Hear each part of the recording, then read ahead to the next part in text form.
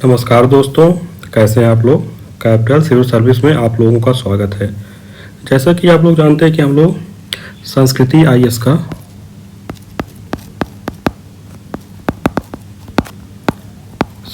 IAS का UPPCS test series solve कर रहे हैं। तो इसी में आज हम लोगों का ये 7वां टेस्ट सीरीज है। तो ये हम लोग जो टेस्ट सीरीज सॉल्व कर रहे हैं ये सब्जेक्टिव है, ये फुल लेंथ नहीं है, सब्जेक्टिव है। तो ये सब्जेक्टिव है तो ये आधुनिक इतिहास से संबंधित है। ये हमारा जो 7वां टेस्ट है ये आधुनिक इतिहास से संबंधित है। तो इसको हम लोग सॉल्व कर रहे हैं। तो हम लोग डेली एक एक टेस्ट को सॉल्व कर रहे हैं। तो ये हम लोगों का 7वां टेस्ट है। तो चलिए बिना देर के हुए हम लोग टेस्ट को सॉल्व करते हैं। पहला प्रश्न दिया गया है कि ब्रिटिश कालीन शिक्षा व्यवस्था में सुधार के उद्देश्य से गठित निम्नलिखित आयोगों को काल क्रमानुसार व्यवस्थित कीजिए तथा नीचे दिए गए कोड का प्रयोग कर सही उत्तर चुनिए। तो ब्रिटिश कालीन शिक्षा आयोग दिए गए हैं सैडलर आयोग, रैले आयोग, सार्जेंट आयोग, हार्टोग आयोग। तो इनको हमें पहले देखना है कि इनकी स्थापना कब हुई थी। सैडलर आयोग, तो इसकी स्थापना हुई थी 1917 में हुई थी। रैले आयोग, इसकी स्थापना हुई थी 1902 में हुई थी। सार्जेंट आयोग, इसकी स्थापना हुई थी 1944 में। हार्टोग आयोग, इसकी स्थापना हुई थी 1929 में। इनका उद्देश्य क्या था? तो जैसे सैडलर आयोग है तो इसकी अनुशंसा जो थी वो विश्वविद्यालय से संबंधित थी, विश्वविद्यालय शिक्षा से संबंधित थी। रैले आयोग की रिपोर्ट आई थी 1904 में आई थी। 1902 में इसका गठन किया गया था। 1904 में रिपोर्ट आई थी। इसी की रिपोर्ट के आधार पर भारतीय विश्वविद्यालय अधिनियम बनाया गया था। सार्जेंट आयोग थे, इन्होंने अनुशंसा की थी जिसे सभी बच्चों के लिए सार्वभौमिक, मुक्त और अनिवार्य प्राथमिक बुनियादी शिक्षा देनी चाहिए। हार्टोग आयोग था, इसका उद्देश्य था प्राथमिक स्तर की शिक्षा में सुधार करने के लिए उसकी समस्या पर इसके द्वारा प्रकाश डाला गया था। तो इस तरह अगर इसको हम काल क्रमानुसार व्यवस्थित करेंगे तो हमारा क्या आ जाएगा? हमारा आ जाएगा पहले नंबर पर 2 हो जाएगा,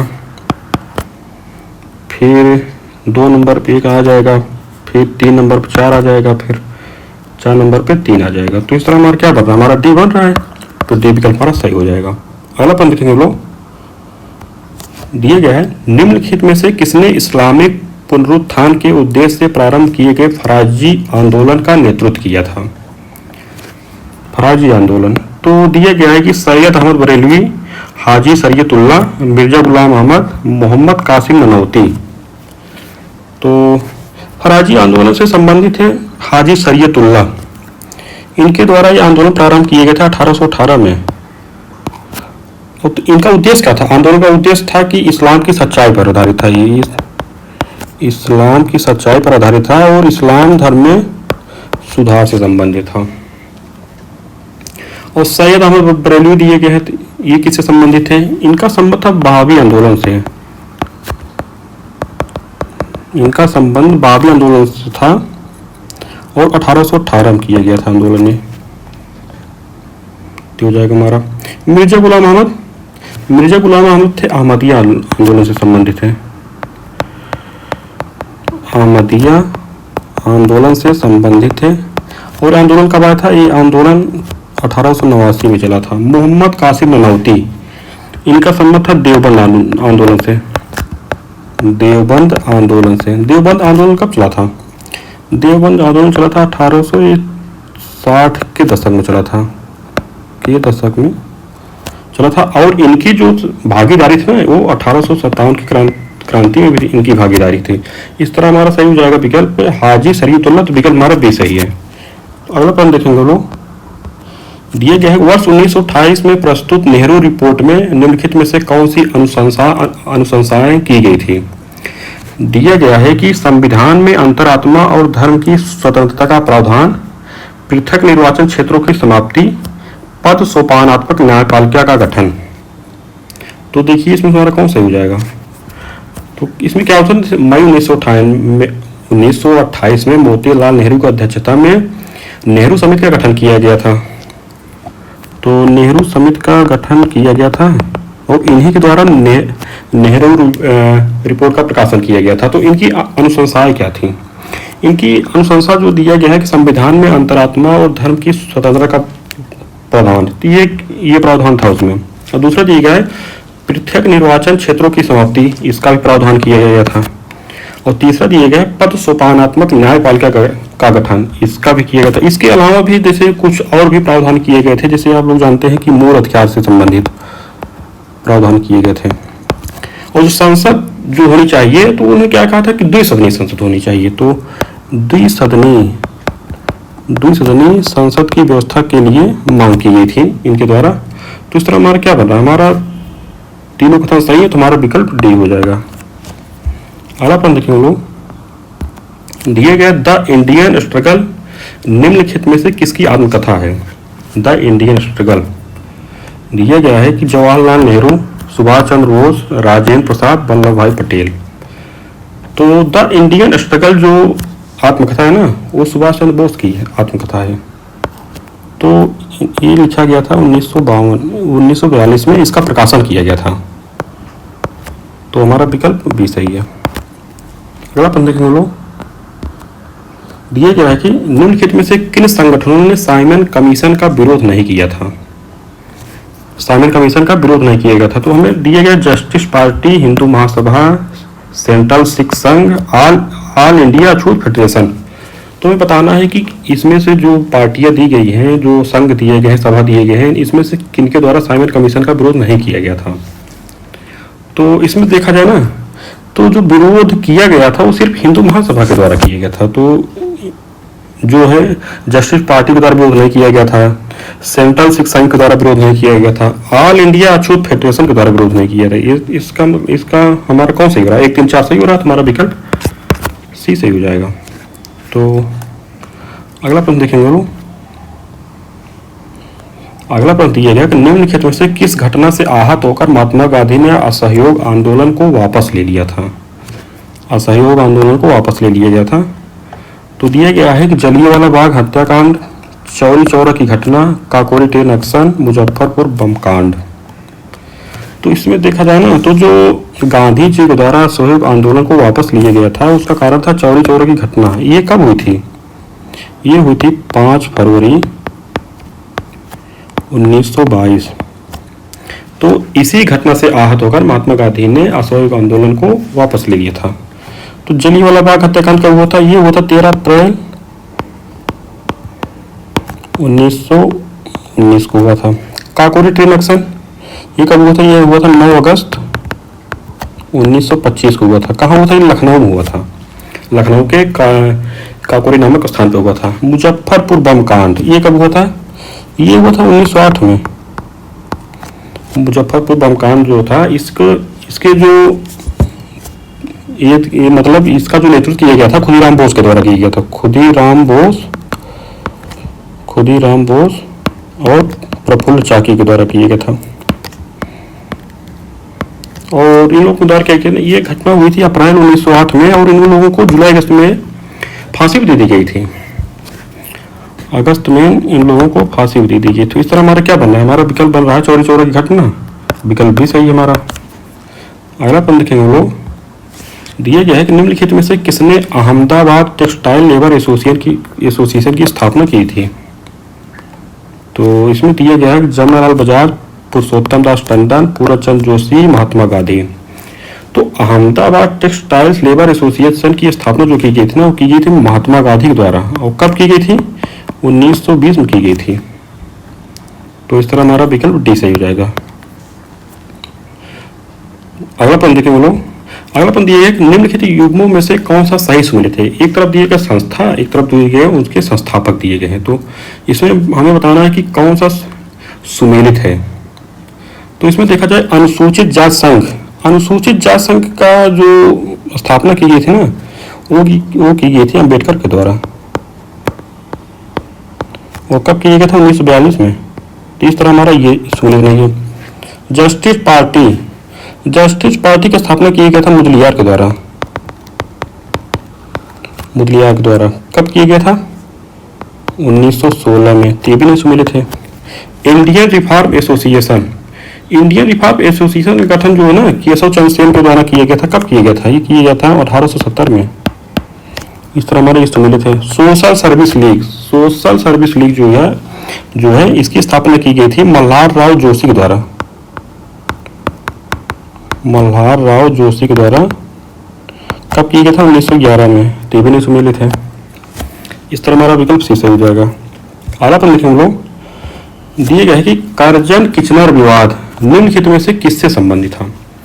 दिए गए बंगाल विभाजन, तिब्बत अभियान, रैले आयोग की सिफारिश को लागू करना, सैन्य प्रशासन में व्याप्त दोहरे नियंत्रण की समाप्ति।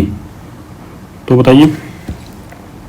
तो इनमें से क्या था ना, करजन किचनर विवाद था वो सैन्य प्रशासन में व्याप्त दोहरे नियंत्रण की समाप्ति के लिए था।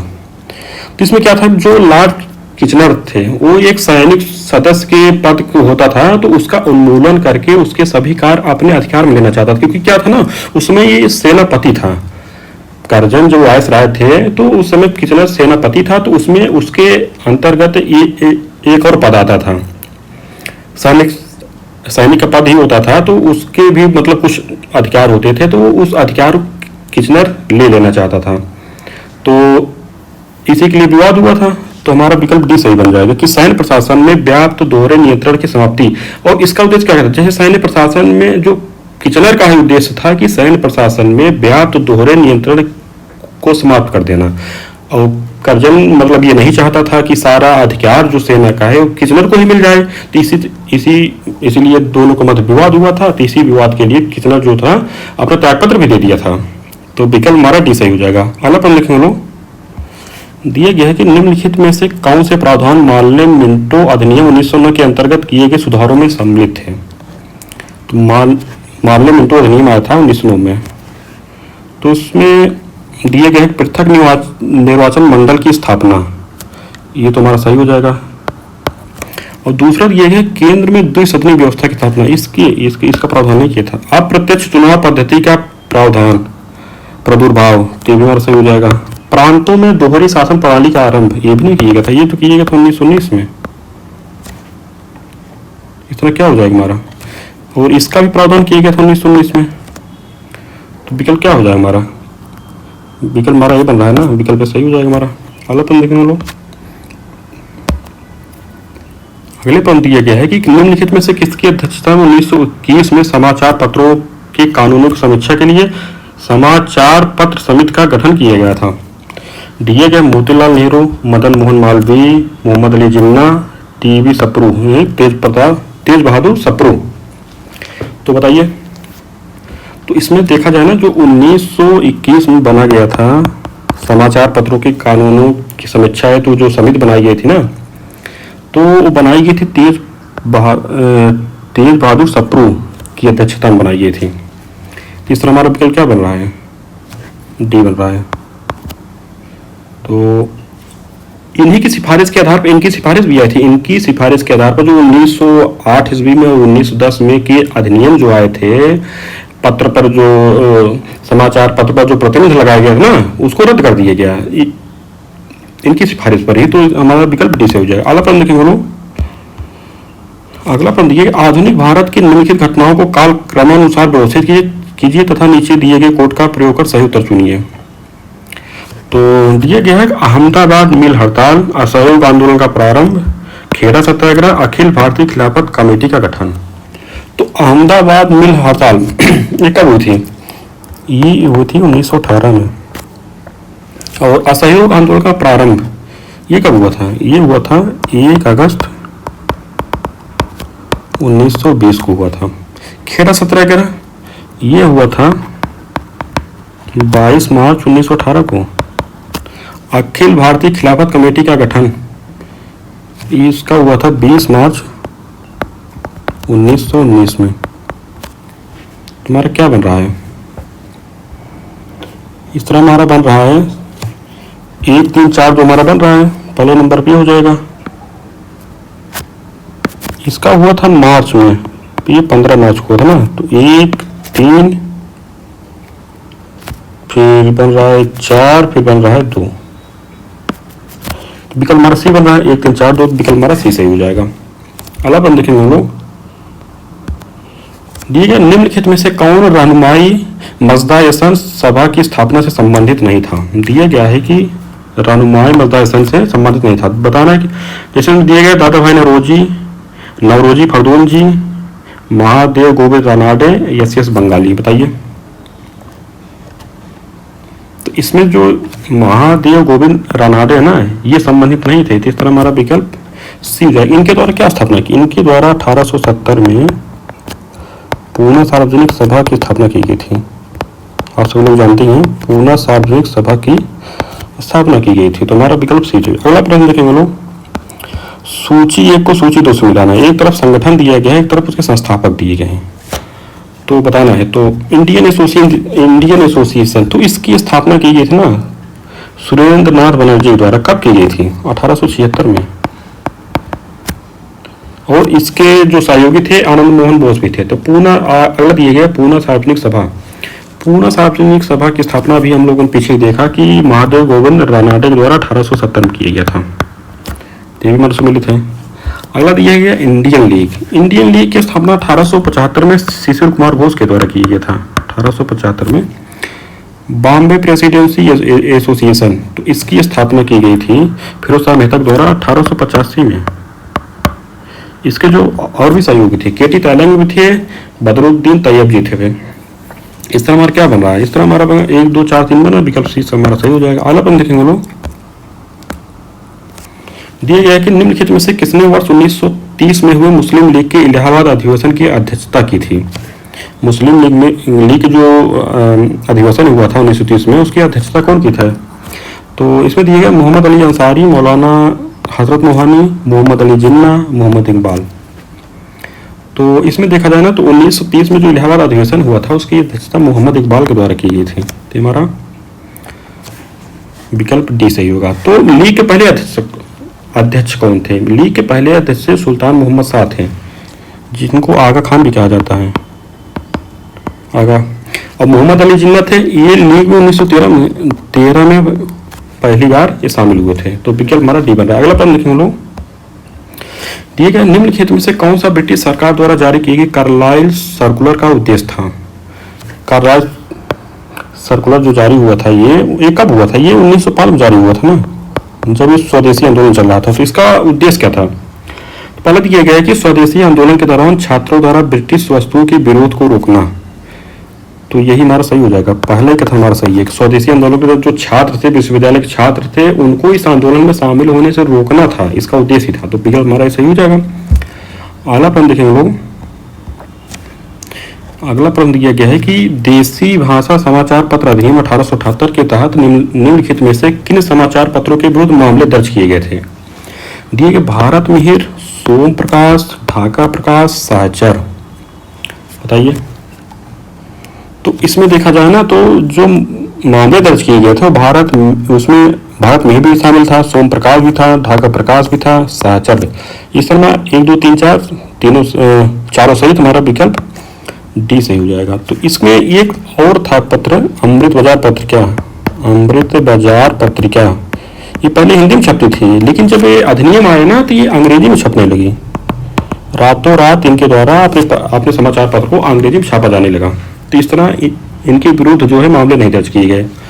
तो हमारा विकल्प डी सही होगा। अगला प्रश्न देखेंगे लोग, दिए गए मुस्लिम लीग ने निम्नलिखित में से किस तिथि को स्वतंत्र और पूर्ण प्रभुत्व संपन्न पाकिस्तान की स्थापना के उद्देश्य से सीधी कार्रवाई दिवस मनाया?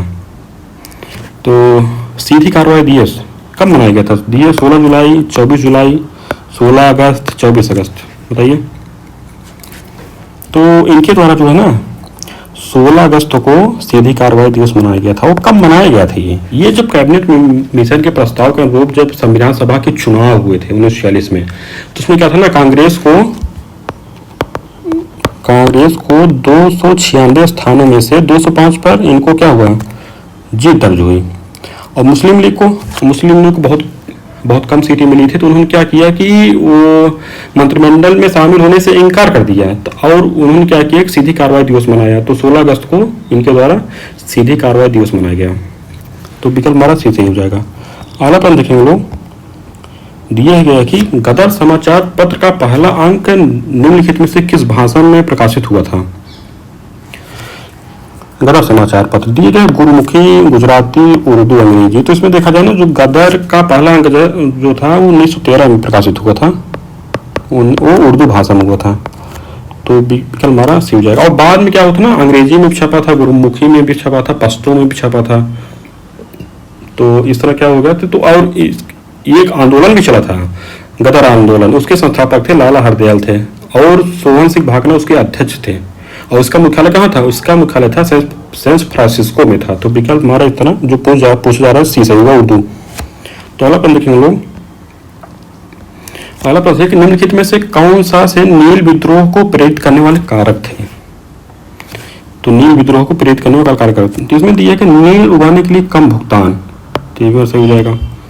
नील एवं खाद्यान्न फसलों की समान परिपक्वता की अवधि, ये भी हमारा सही हो जाएगा। नील की कृषि से मृदा की उर्वरता शक्ति क्षीण होना, ये तो तीनों कथन है ना, ये नील विद्रोह के उत्तरदायी कारक हैं। तो हमारा तीनों कथन सही है ना, तो हमारा विकल्प डी सही हो जाएगा। और इसका नेतृत्व कौन कर रहे थे? इसके नेतृत्व कर रहे थे विश्वास बंधु द्वारा, विष्णु विश्वास और दिगंबर विश्वास, इनके द्वारा ही इसका नेतृत्व किया जा रहा था। तो विकल्प हमारा डी से हो जाएगा। अगला प्रश्न देखेंगे हम लोग। अगला प्रश्न दिया गया है कि निम्नलिखित में से किस अधिनियम के अंतर्गत कंपनी के अधीन नियुक्ति में योग्यता संबंधी मानदंड को अपनाकर भेदभाव को समाप्त किया गया? दिया गया है कि regulating act 1773, Pitt's India act 1784, charter अधिनियम 1813, चार्टर अधिनियम 1833। तो जो भेदभाव को समाप्त किया गया था भर्ती में, वो किया गया था चार्टर अधिनियम 1833 के द्वारा। और इसमें एक धारा भी थी, धारा 87 के द्वारा हो गया था। और भेदभाव को प्रारंभ किसके द्वारा किया गया था?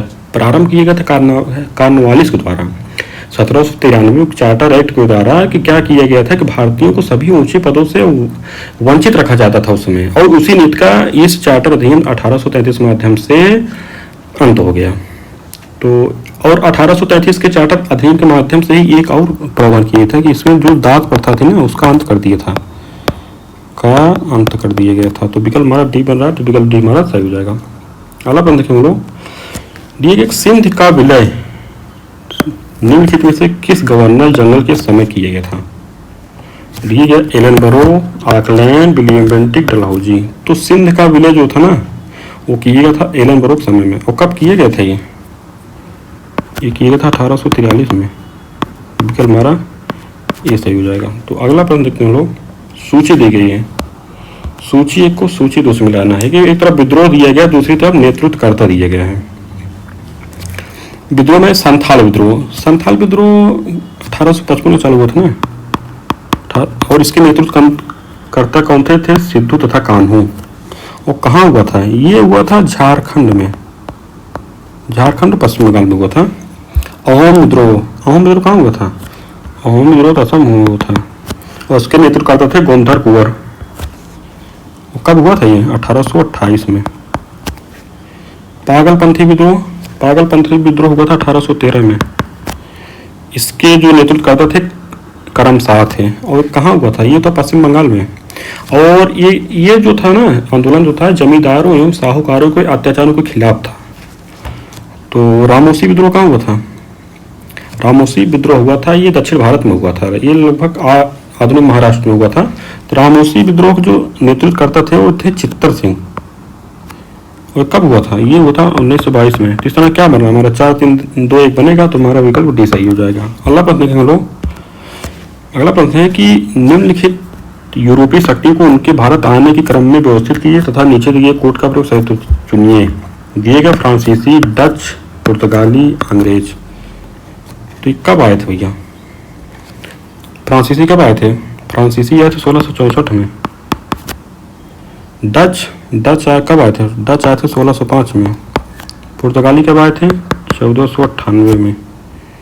अंग्रेज कब आए थे? 1600 में। तो इस तरह हमारा क्या बन रहा है? इस तरह हमारा पहला बन जाएगा, ये आए थे 1498, पुर्तगाली आए थे, फिर डच, फिर अंग्रेज बन जाएंगे, फिर फ्रांसीसी हो जाएंगे। तो हमारा डी विकल्प बनेगा 3, 2, 4, 1। अगला प्रश्न देखेंगे हम लोग। अगला पंक्ति ये है कि चार्ल्स विल्किंस द्वारा किए गए गीता के प्रथम अनुवाद की प्रस्तावना निम्नलिखित में से किसके द्वारा लिखे गए थे? दिए गए Warren Hastings, Cornwallis, John Shore, Lord Wellesley. तो इसमें देखा जाए तो विल्किंस के द्वारा जो गीता का प्रथम अनुवाद किया गया था उसकी प्रस्तावना लिखा गया था वार्न हेस्टिंग्स के द्वारा किया गया था, और चार्ल्स विल्किंस के द्वारा गीता का भी अनुवाद किया गया था, और एक और था ग्रंथ वो था हितोपदेश, इसका भी अनुवाद किया गया था। और ठीक है, विकल्प हमारा ये सही हो जाएगा। तो अगला प्रश्न देखेंगे, वो दिया गया है, मतलब ये स्वतंत्रता सेनानी के बारे में दिया गया किसी, तो उनके बारे में दिया गया है कि इनका जन्म महाराष्ट्र में हुआ था। इन्होंने एल्फिस्टन कॉलेज में शिक्षा प्राप्त की, जहां एक प्राध्यापक ने इनको भारत की आशा की संज्ञा दी। इन्होंने एल्फिस्टन कॉलेज में ही सहायक प्राध्यापक के रूप में सेवा प्रदान की। ये बड़ौदा रियासत में दीवान के पद पर भी कार्यरत रहे। ये उदारवादी दल की ओर से ब्रिटिश संसद के सदस्य चुने जाने वाले पहले भारतीय थे।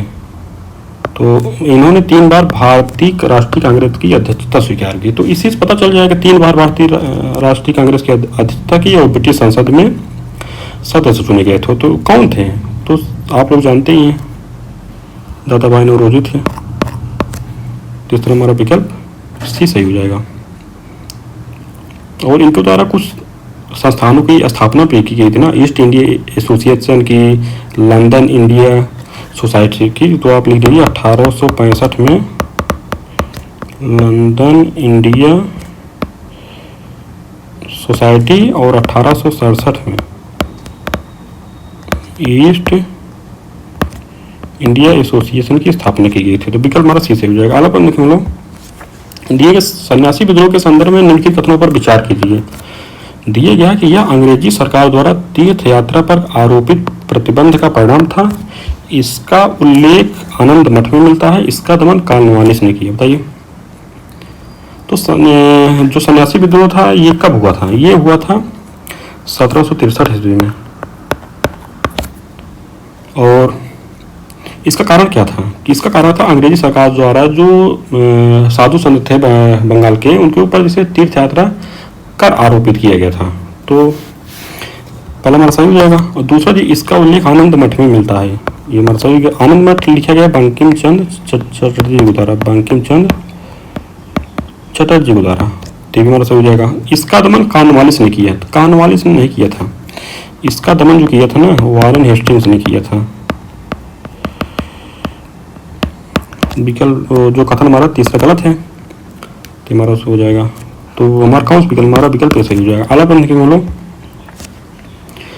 अगला प्रश्न दिए कि एशियाटिक सोसाइटी ऑफ बंगाल की स्थापना निम्नलिखित में से किसके द्वारा की गई थी? दिए गए James Prinsep, William Jones, Max Muller, Warren Hastings. तो एशियाटिक सोसाइटी ऑफ बंगाल की स्थापना किसके द्वारा की गई बताइए? तो स्थापना की गई थी विलियम जोन्स के द्वारा। और कब की गई थी? 1784 ईस्वी में किया गया था ना। तो हमारा विकल्प भी सही हो जाएगा। अगला प्रश्न देखेंगे हम लोग, ये कि लॉर्ड वेलेस्ली द्वारा निम्नलिखित में से किस वर्ष नागरिक सेवा में चयनित युवाओं के प्रशिक्षण हेतु फोर्ट विलियम कॉलेज की स्थापना की गई? दिए गया 1798, 1800, 1802, 1804। तो कौन सा विकल्प हमारा सही हो जाएगा? तो लॉर्ड वेलेस्ली द्वारा जो है फोर्ट विलियम कॉलेज की स्थापना की गई 1800 में। तुम्हारा विकल्प बी सही हो जाएगा। अगला प्रश्न देखेंगे हम लोग, दिए गए निम्नलिखित में से कौन से भारत में पुर्तगालियों की असफलता के कारण थे? तो जो पुर्तगाली आए थे 1498 में, वो भारत में असफल क्यों हो गए अंग्रेजों के सामने? तो उसके कारण दिया गया। तो बताइए, हमें बताना है कि इसमें से कौन सा कारण सही है। धार्मिक असहिष्णुता, तो ये तो हमारा सही है। दूसरा, ये व्यापारिक हितों के विपरीत कार्य करते थे। ये क्या करते थे कि धर्म, ये जो भारत के धर्म थे, धर्म संस्कृति थी, जैसे विवाह वगैरह पद्धति होती है, उसमें हस्तक्षेप करते थे। तो हमारा सही है। यूरोपीय शक्तियों से संघर्ष हुआ था, इनका संघर्ष भी हुआ था। यूरोपीय उसे अंग्रेजों से इनका संघर्ष हुआ था। तो ये भी सही हो जाएगा।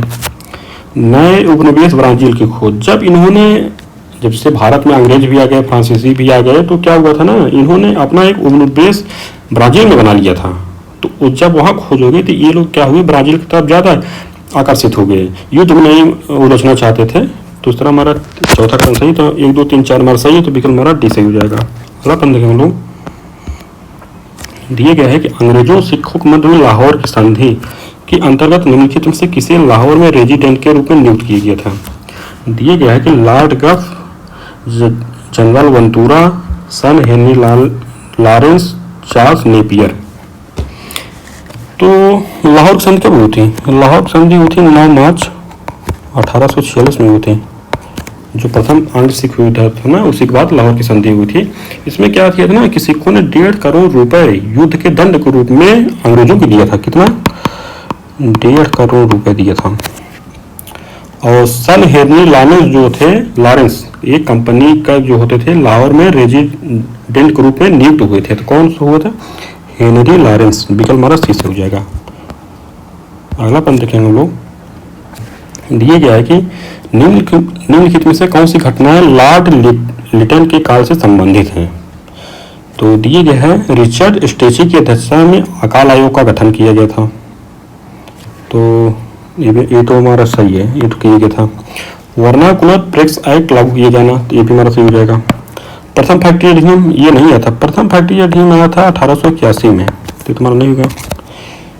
इलवर्ड बिल विवाद, इलवर्ड बिल विवाद जो आया था ये कब आया था? ये आया था रिपन के काल में। ये भी हमारा गलत हो जाएगा। तो हमारा एक और तो सही है, तो विकल्प हमारा ये सही हो जाएगा। तो अगला प्रश्न हम लोग देखेंगे। दिए गए वांडी वास का निर्णायक युद्ध निम्नलिखित में से किन यूरोपीय शक्तियों के मध्य हुआ था। तो वांडी वास का निर्णायक युद्ध दिया गया है कि अंग्रेजों डच, अंग्रेजों फ्रांसीसी, अंग्रेजों पुर्तगाली, डचों फ्रांसीसी। तो वांडी वास का जो युद्ध हुआ था ना, ये तृतीय कर्नाटक युद्ध के भी नाम से जाना जाता था। क्या हुआ था? ये यूरोप में जब सप्तवर्षीय युद्ध हो रहा था, तो यहाँ पर वांडी वास का युद्ध हो रहा था। तो ये वांडी वास का युद्ध कब हुआ था? वांडी वास का युद्ध हुआ था 1759 में, 1759 में हुआ था। तो इस तरह क्या हुआ था? फ्रांसीसियों की हार हुई थी। तो और एक संधि भी हुई थी लास्ट 1763 में, पेरिस की संधि हुई। जिसमें क्या किया था? संधि के अनुसार चंद्रनगर और पांडिचेरी को फ्रांस को वापस कर दिया था, क्योंकि चंद्रनगर और पांडिचेरी फ्रांसीसी बस्ती थी, इस पर अंग्रेजों के द्वारा अधिकार कर लिया गया था। तो संधि के अनुसार चंद्रनगर और पांडिचेरी को फ्रांस को वापस कर दिया गया। इस तरह हमारा विकल्प क्या बन रहा है? विकल्प हमारा बी बन रहा था। अगला प्रश्न लिखो लोग। दिए गए भू राजस्व की मालवाड़ी पद्धति के संदर्भ में निम्नलिखित कथनों पर विचार कीजिए। दिए गया है भू राजस्व की मालवाड़ी पद्धति, यह ब्रिटिश भारत के सर्वाधिक क्षेत्रफल लागू थी। तो ये हमारा गलत हो जाएगा। सर्वाधिक क्षेत्र पर जो लागू हुई थी वो थी रैयतवाड़ी व्यवस्था, रैयतवाड़ी व्यवस्था 51%। और जो मालवाड़ी थी ये थी कितने परसेंट पे? ये 29% थी ना। ये हो जाएगा हमारा 29-30% थी। 51-30 और 19% कौन था? अस्थायी बंदोबस्त। 19% अस्थायी बंदोबस्त। और दूसरा दिया गया इसमें भू राजस्व का निर्धारण अनुमान पर आधारित है, तो हमारा सही हो जाएगा। तीसरा दिया गया इस व्यवस्था में किसान एवं सरकार के प्रत्यक्ष संबंध समाप्त हो गए थे, ये भी हमारा सही हो जाएगा कि किसान एवं सरकार के प्रत्यक्ष संबंध स्थापित। अब क्या होता है? किसानों के समूह के द्वारा लगान इकट्ठा किया जाता था। तो क्या मिल रहा है हमारा? 2 और 3 सही, हमारा विकल्प भी सही है। अगला प्रश्न देखेंगे हम लोग। अगला प्रश्न है कि एक तरफ दिए गए समाचार पत्र, दूसरी तरफ भाषा दिए गए, तो उसमें बताना है कि कौन सा सही सुमेलित है। मराठा की भाषा जो थी अंग्रेजी थी। दर्पण की भाषा क्या थी? दर्पण की भाषा थी मराठी थी, ये हो जाएगा। और अल हिलाल की भाषा कौन थी? अल हिलाल की भाषा थी उर्दू। सोम प्रकाश की भाषा कौन थी? बांग्ला थी। और सोम प्रकाश किसके द्वारा मतलब इसका प्रकाशन किया गया था? तो ये किया गया था ईश्वर चंद्र विद्यासागर के द्वारा। ईश्वर चंद्र विद्यासागर, ये होता। दर्पण की भाषा जो थी, एक सेकंड आप रुक जाइए।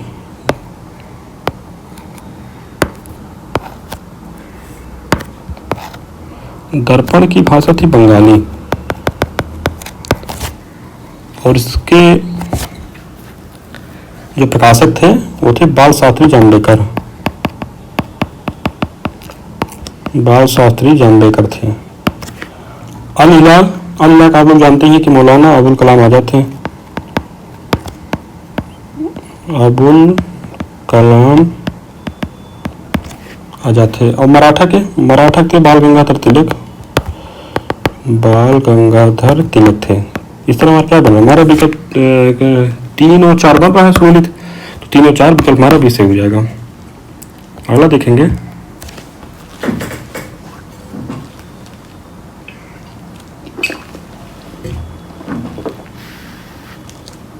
अगला दिए गए इस संगठन की स्थापना वर्ष 1849 में महाराष्ट्र में हुई।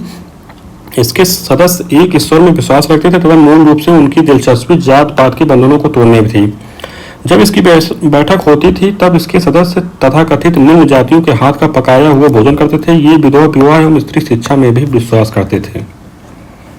तो दिए गए कि इसमें संगठन दिए गए, तो भारत सेवक समाज दिए गए हैं, सत्य शोधक समाज, परमहंस मंडली, प्रार्थना समाज।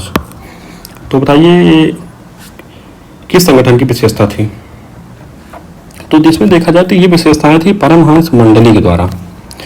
परमहंस मंडली की स्थापना 1849 में हुई थी। किसके द्वारा की गई थी? ये की गई थी दादोबा पांडुरंग के द्वारा।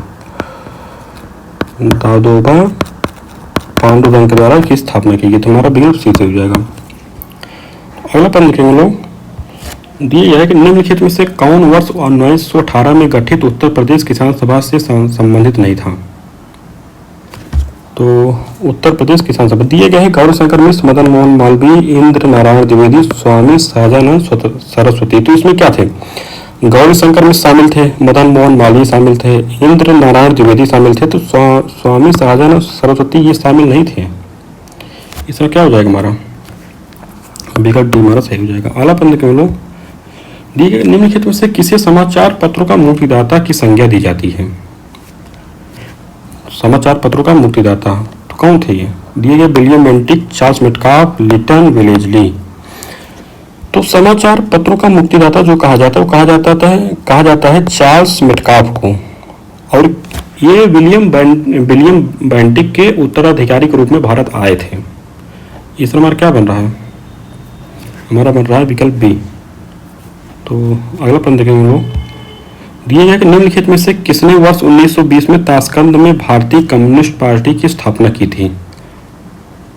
इसमें दिया गया है कि मानवेंद्र नाथ नाय, श्रीपद अमृत डांगे, सिंगार वेलू चट्टियार, रामचरण लाल शर्मा।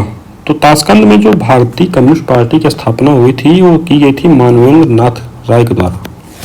तो इनके साथ एक दो लोग और थे, जैसे आबानी मुखर्जी भी थे। ठीक हो जाएगा।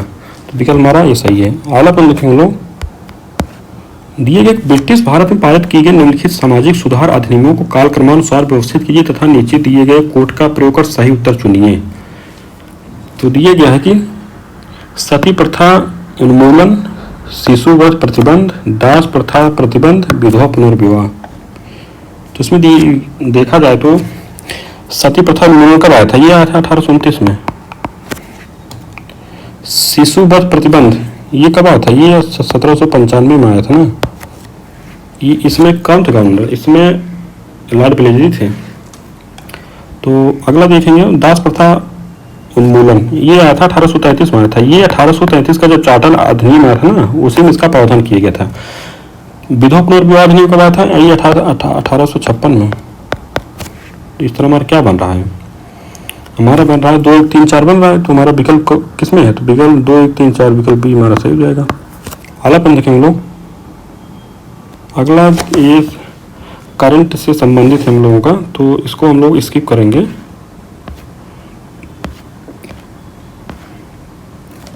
अगला प्रश्न हम लोगों ने लिया है, ब्रिटिश भारत में भारतीयों पर लगाए गए निम्नलिखित अभियोगों को क्रमानुसार व्यवस्थित कीजिए तथा नीचे दिए गए कोड का प्रयोग कर सही उत्तर चुनिए। दिए गए कि नासिक षड्यंत्र केस, दिल्ली षड्यंत्र केस, अलीपुर षड्यंत्र केस, लाहौर षड्यंत्र केस। बताइए। तो नासिक षड्यंत्र केस ये कब आया था? नासिक षड्यंत्र केस ये आया था 1909 में। इसमें एक थे डिस्ट्रिक्ट मजिस्ट्रेट जैक्सन, इनकी हत्या कर दी गई थी। किसके द्वारा की गई थी? ये की गई थी, जैसे बी डी सावरकर थे, गणेश सावरकर थे, इनके द्वारा किया गया था। और दिल्ली षड्यंत्र केस किया गया था, ये 1912 में लॉर्ड हार्डिंग पर बम फेंका गया था, वायसराय थे, ये था। अलीपुर षड्यंत्र केस किया गया था 1908 में। ये क्या था कि इसको मुजफ्फरपुर जो बम कांड था उसके भी नाम से जाना जाता है। तो इसके में क्या था कि थे जज थे किंग्सफोर्ड, वही निशाना थे, और इसमें जो बम फेंका गया था प्रफुल्ल चाकी और खुदीराम बोस के द्वारा फेंका गया था। किसके द्वारा ये फेंका गया था? किंग्सफोर्ड पर। लाहौर षड्यंत्र केस था 1928 में। इसमें था कि सैंडर्स की हत्या की गई थी। तो इस तरह हमारा क्या बन रहा है? हमारा बन रहा है, पहले क्या आ जाएगा? 1908 पहले आ जाएगी 2 नंबर, 3 नंबर, 4 नंबर में क्या? तो हमारा बन रहा है 3 1 2 4, विकल्प हमारा बी सही हो जाएगा। अगला प्रश्न देखेंगे हम लोग, दिए गए निम्नलिखित में से किस पत्रिका द्वारा नील विद्रोह का समर्थन किया गया था? नील विद्रोह का इसमें दिया गया है कि अमृत बाजार पत्रिका, हिंदू पैट्रियट, संवाद कौमुदी, युगांतर। बताइए, इसमें जो नील विद्रोह का समर्थन किया गया था ना, वो हिंदू पैट्रियट के द्वारा किया गया था। तो इसके संपादक कौन थे? इसके संपादक थे हरिश्चंद्र मुखर्जी। अमृत बाजार पत्रिका, इसकी स्थापना की गई थी शिशिर कुमार घोष के द्वारा, और शिशिर कुमार घोष के द्वारा एक लीग की स्थापना की थी, इंडियन लीग की, 1875 ईस्वी में। संवाद कौमुदी, इसका किया था राजा राम मोहन राय के द्वारा। युगांतर किया था वारेंद्र कुमार घोष के द्वारा इसकी स्थापना की गई थी। इस तरह हमारा विकल्प बी सही हो जाएगा। देखेंगे वाला प्रश्न, निम्नलिखित में से कौन सा युद्ध यांडबू की संधि से समाप्त हुआ था? यांडबू की संधि, इसमें दिए गए प्रथम आंग्ल बर्मा युद्ध, द्वितीय आंग्ल बर्मा युद्ध, प्रथम आंग्ल सिख युद्ध, द्वितीय आंग्ल सिख युद्ध। तो यांडबू की जो संधि हुई थी वो प्रथम आंग्ल बर्मा युद्ध के बाद हुई थी। ये युद्ध कब हुआ था? ये हुआ 1824 से 26 का युद्ध हुआ था। द्वितीय आंग्ल बर्मा युद्ध कब हुआ था? ये हुआ था 1852 में। और प्रथम आंग्ल सिख युद्ध कब हुआ था? ये हुआ था 1845 से 46 में हुआ था। द्वितीय आंग्ल सिख युद्ध कब हुआ था? ये 1848 से 1849 में हुआ था। तुम्हारा विकल्प ये सही हो जाएगा। अगला पर लिखेंगे लोग, दिए गए सूची 1 को सूची 2 से मिलाना है। इसमें एक तरफ आयोग दिया गया है, उसके बाद दूसरी सूची में दिए गए विषय। तो एंड्रूज फ्रेजर आयोग, तो इसका संबंध जो था ना वो था पुलिस प्रशासन था। इसका गठन किया गया था 1902 में किया गया था। स्कॉट मॉनक्रिफ आयोग, ये था सिंचाई व्यवस्था से संबंधित है। इसका जो गठन किया था 1901 में किया गया था। ली आयोग सिविल सेवा से संबंधित था। इसका गठन किया गया था 1923 में किया गया था। कैंपबेल आयोग का संबंध जो था ना अकाल से था, तो इसका जो गठन किया गया था 1866 से 1867 में किया गया था। तो जो हमारा कौन बन रहा है? 1 2 3 4 बन रहा है, हमने सामने से मिले थे, तो विकल्प हमारा ये सही हो जाएगा। अगला पर देखेंगे लोग, अगला प्रश्न है कि निम्नलिखित में से कौन बॉम्बे प्रेसिडेंसी एसोसिएशन के संस्थापक सदस्यों में सम्मिलित नहीं था? बॉम्बे प्रेसिडेंसी एसोसिएशन, दिए गए फिरोज शाह मेहता, एम बी राघवाचारी, केटी तैलंग, बदरुद्दीन तैयब जी। तो बॉम्बे प्रेसिडेंसी एसोसिएशन की स्थापना कब हुई थी? ये हुई 1885 में। इसमें शामिल थे फिरोज शाह मेहता थे, केटी तैलंग थे, बदरुद्दीन तैयब जी। एम बी राघवाचारी नहीं शामिल थे, ये हो जाएगा। तो एम बी राघवाचारी के द्वारा भी एक मतलब संगठन की स्थापना की गई थी। वो क्या था? इनके द्वारा की गई थी मद्रास महाजन सभा की, और उसकी स्थापना कब हुई थी? 1884 में हुई थी। कांग्रेस की स्थापना से 1 वर्ष पूर्व हुई थी। इसमें और लोग भी शामिल थे, जैसे सुब्रमण्यम अय्यर थे, आनंद चार्लू थे। तो विकल्प हमारा भी सही हो जाएगा। अगला पर लिखेंगे हम लोग, दिए गए निम्नलिखित में से कौन सा प्रावधान कैबिनेट मिशन के प्रस्तावों में शामिल था? तो कैबिनेट मिशन के जो प्रावधान थे ये कब आया था कैबिनेट मिशन? भारत ही आया था फरवरी 1946 में इसकी घोषणा हुई थी। तो इसमें हमारा जो प्रावधान किया गया था, जो प्रावधान था भारतीय संघ का गठन करना था, ये भी तुम्हारा सही हो जाएगा। दूसरा दिया गया कि संविधान के निर्माण हेतु संविधान सभा का गठन, ये हमारा सही हो जाएगा। तीसरा दिया गया पाकिस्तान के गठन का आश्चर्यकरण, ये भी हमारा सही है। तुम्हारा तीनों क्वेश्चन सही है ना, तुम्हारा विकल्प डी सही हो जाएगा। तो अगला प्रश्न देखें हम लोग। देखिए भारत छोड़ो आंदोलन में निम्नलिखित में से किस स्थान पर पहली समानांतर सरकार की स्थापना की गई थी? तो समानांतर सरकार की स्थापना जो की दिए गए बलिया, तामलुक, सतारा, हजारीबाग। तो जो पहली समानांतर सरकार की स्थापना की गई थी वो बलिया में की गई थी। कब की गई थी? ये की गई थी 1942 में, अगस्त 1942 में इसकी स्थापना की गई थी। किसके द्वारा की गई थी? चित्तू पांडे के द्वारा, चित्तू पांडे के द्वारा की गई। तामलुक में कब की थी? तामलुक में थी एक जातीय सरकार संगठन था, उसी के द्वारा किया गया था। कब किया गया था? ये भी 1942 में किया गया था, लेकिन दिसंबर 1942 से सितंबर 1944 तक चली थी। सतारा में चली थी ये 1943 से 1945 तक। हजारीबाग, तो हजारीबाग में गठन तो नहीं होता सरकार का, लेकिन इसका क्या है ना कि हजारीबाग में भारत छोड़ो आंदोलन का जो आरंभ हुआ था वो 11 अगस्त 1942 को हुआ था। श्रीमती सरस्वती देवी के नेतृत्व में एक जुलूस निकाला गया था हजारीबाग में। तो इस तरह हमारा क्या हो जाए? हमारा विकल्प बन रहा है, तो ये सही हो जाएगा। अगला प्रश्न देखेंगे लोग। अगला प्रश्न दिया गया है कि इलवर्ट बिल विवाद 1883 निम्नलिखित में से किससे संबंधित है? तो दिया गया है कि भारतीयों को शस्त्र लाइसेंस जारी करना। दूसरा दिया गया IAS परीक्षा भर्ती आयु में कमी। तीसरा दिए गए जाति भेद पर आधारित न्यायिक असमर्थताओं की समाप्ति। चौथा दिया गया हिंदी भाषी के समाचार पत्रों पर प्रतिबंध। बताइए। तो देखा जाए तो इलवर्ट बिल 1883 में आया था, जो वायसराय थे रिपन, ये रिपन के द्वारा लाया गया था। इसमें क्या था ना, किसी काउंसिल ऑफ इंडिया के कानूनी सलाहकार सर जो इलवर्ट ने भारतीय न्यायाधीशों को यूरोपीय लोगों के विरुद्ध मामलों की सुनवाई का आधार देने हो तो 2 फरवरी 1883 को इलवर्ट बिल प्रस्तुत किया था। इसमें क्या था कि जो भारतीय न्यायाधीश थे और जो यूरोपीय लोग थे उनके मुकदमे की सुनवाई कर सकते थे, लेकिन इसमें क्या हुआ था कि जो ब्रिटिश नागरिक थे या ब्रिटिश अधिकारी नागरिक थे उनके द्वारा इसका प्रबल विरोध किया गया, तो और उनके विरोध के कारण इसको वापस ले लिया गया। तो ये था जात भेद पर आधारित न्यायिक असमर्थताओं की समाप्ति पर आधारित था। तो विकल्प हमारा सी सही हो जाएगा। अगला प्रश्न देखेंगे लोग। दिए गए कि निम्नलिखित में से कौन सा प्रावधान पूना समझौता 1932 में सम्मिलित था? तो पूना समझौता 1932 ये हुआ था महात्मा गांधी और अम्बेडकर के बीच। तो इसके संबंध में दिए कथन, पहले कथन देखते हैं हम लोग। दिए कि दलित वर्ग के लिए पृथक निर्वाचन व्यवस्था की समाप्ति, प्रांतीय विधानमंडलों में दलितों के लिए 147 सीटें आरक्षित, केंद्रीय विधानमंडल में दलितों के लिए 25% सीटें आरक्षित। बताइए इसमें बताना है कि कौन सा हमारा सही है। तो इसमें जो दिए गए पहला कथन दलित वर्ग के लिए पृथक निर्वाचन व्यवस्था की समाप्ति तुम्हारा सही है। दूसरा है प्रांतीय विधानमंडलों में दलितों के लिए 147 सीटें आरक्षित, तुम्हारा सही है। तीसरा है कि केंद्रीय विधानमंडल में दलितों के लिए 25% सीटें आरक्षित, ये नहीं होगा भैया, 25% सीटें नहीं है, 18% सीटें का प्रावधान किया गया था। और कब हुआ था ये हुआ था 24 नवंबर 1932 को हुआ था। ये गांधी जी और अम्बेडकर के मध्य हुआ था।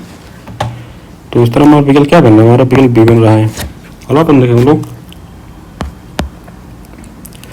दिए गए कि निम्नलिखित संगठनों को उनकी स्थापना के अनुसार व्यवस्थित कीजिए तथा नीचे दिए गए कोड का प्रयोग कर सही उत्तर चुनिए।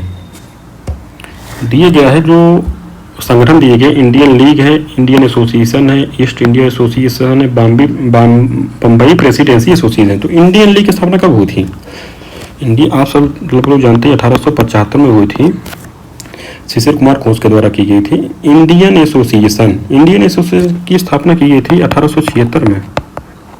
इंडियन लीग के बाद ही इसका स्थापना की गई थी। एस.एन. बनर्जी को द्वारा किया गया था ना इसका। ईस्ट इंडिया एसोसिएशन की स्थापना दादा भाई नौरोजी के द्वारा 1866 में किया गया था ना। बम्बई प्रेसिडेंसी एसोसिएशन, इसकी स्थापना 1850 में की गई थी। तो हमारा क्या बन रहा है? हमारा बन रहा है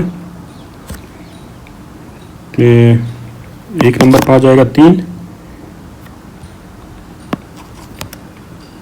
फिर 4 नंबर पर आ जाएगा 4। तो हमारा क्या बन रहा है, हमारा विकल्प हमारा बी बना, 3 1 2 4, तो सही हो जाएगा। अगला प्रश्न देखें हम लोग, कांग्रेस का सूरत अधिवेशन 1907 जिसमें कांग्रेस का प्रथम विभाजन हुआ की अध्यक्षता निम्नलिखित में किसके द्वारा की गई थी।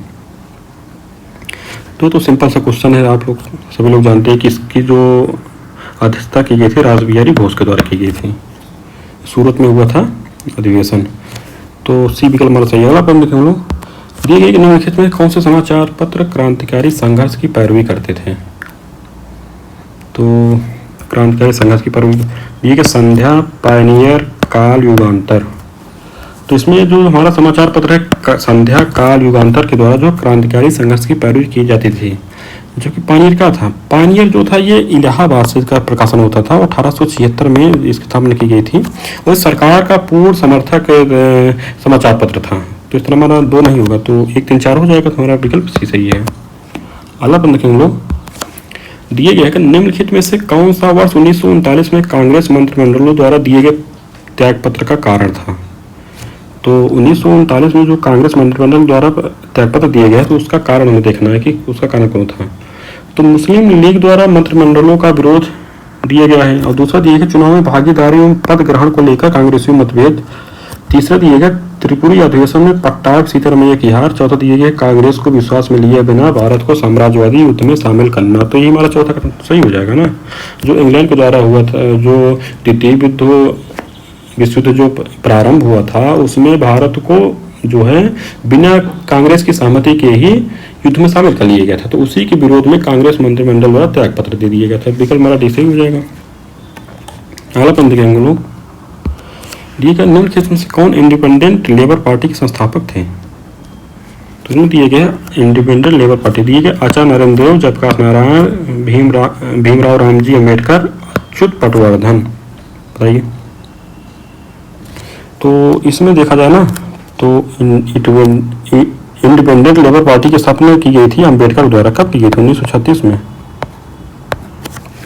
तो हमारा विकल्प सी सही हो जाएगा। तो अगला प्रश्न देखेंगे लोग, दिए हैं कांग्रेस के नागपुर अधिवेशन 1920 के संदर्भ में निम्नलिखित कथनों पर विचार कीजिए।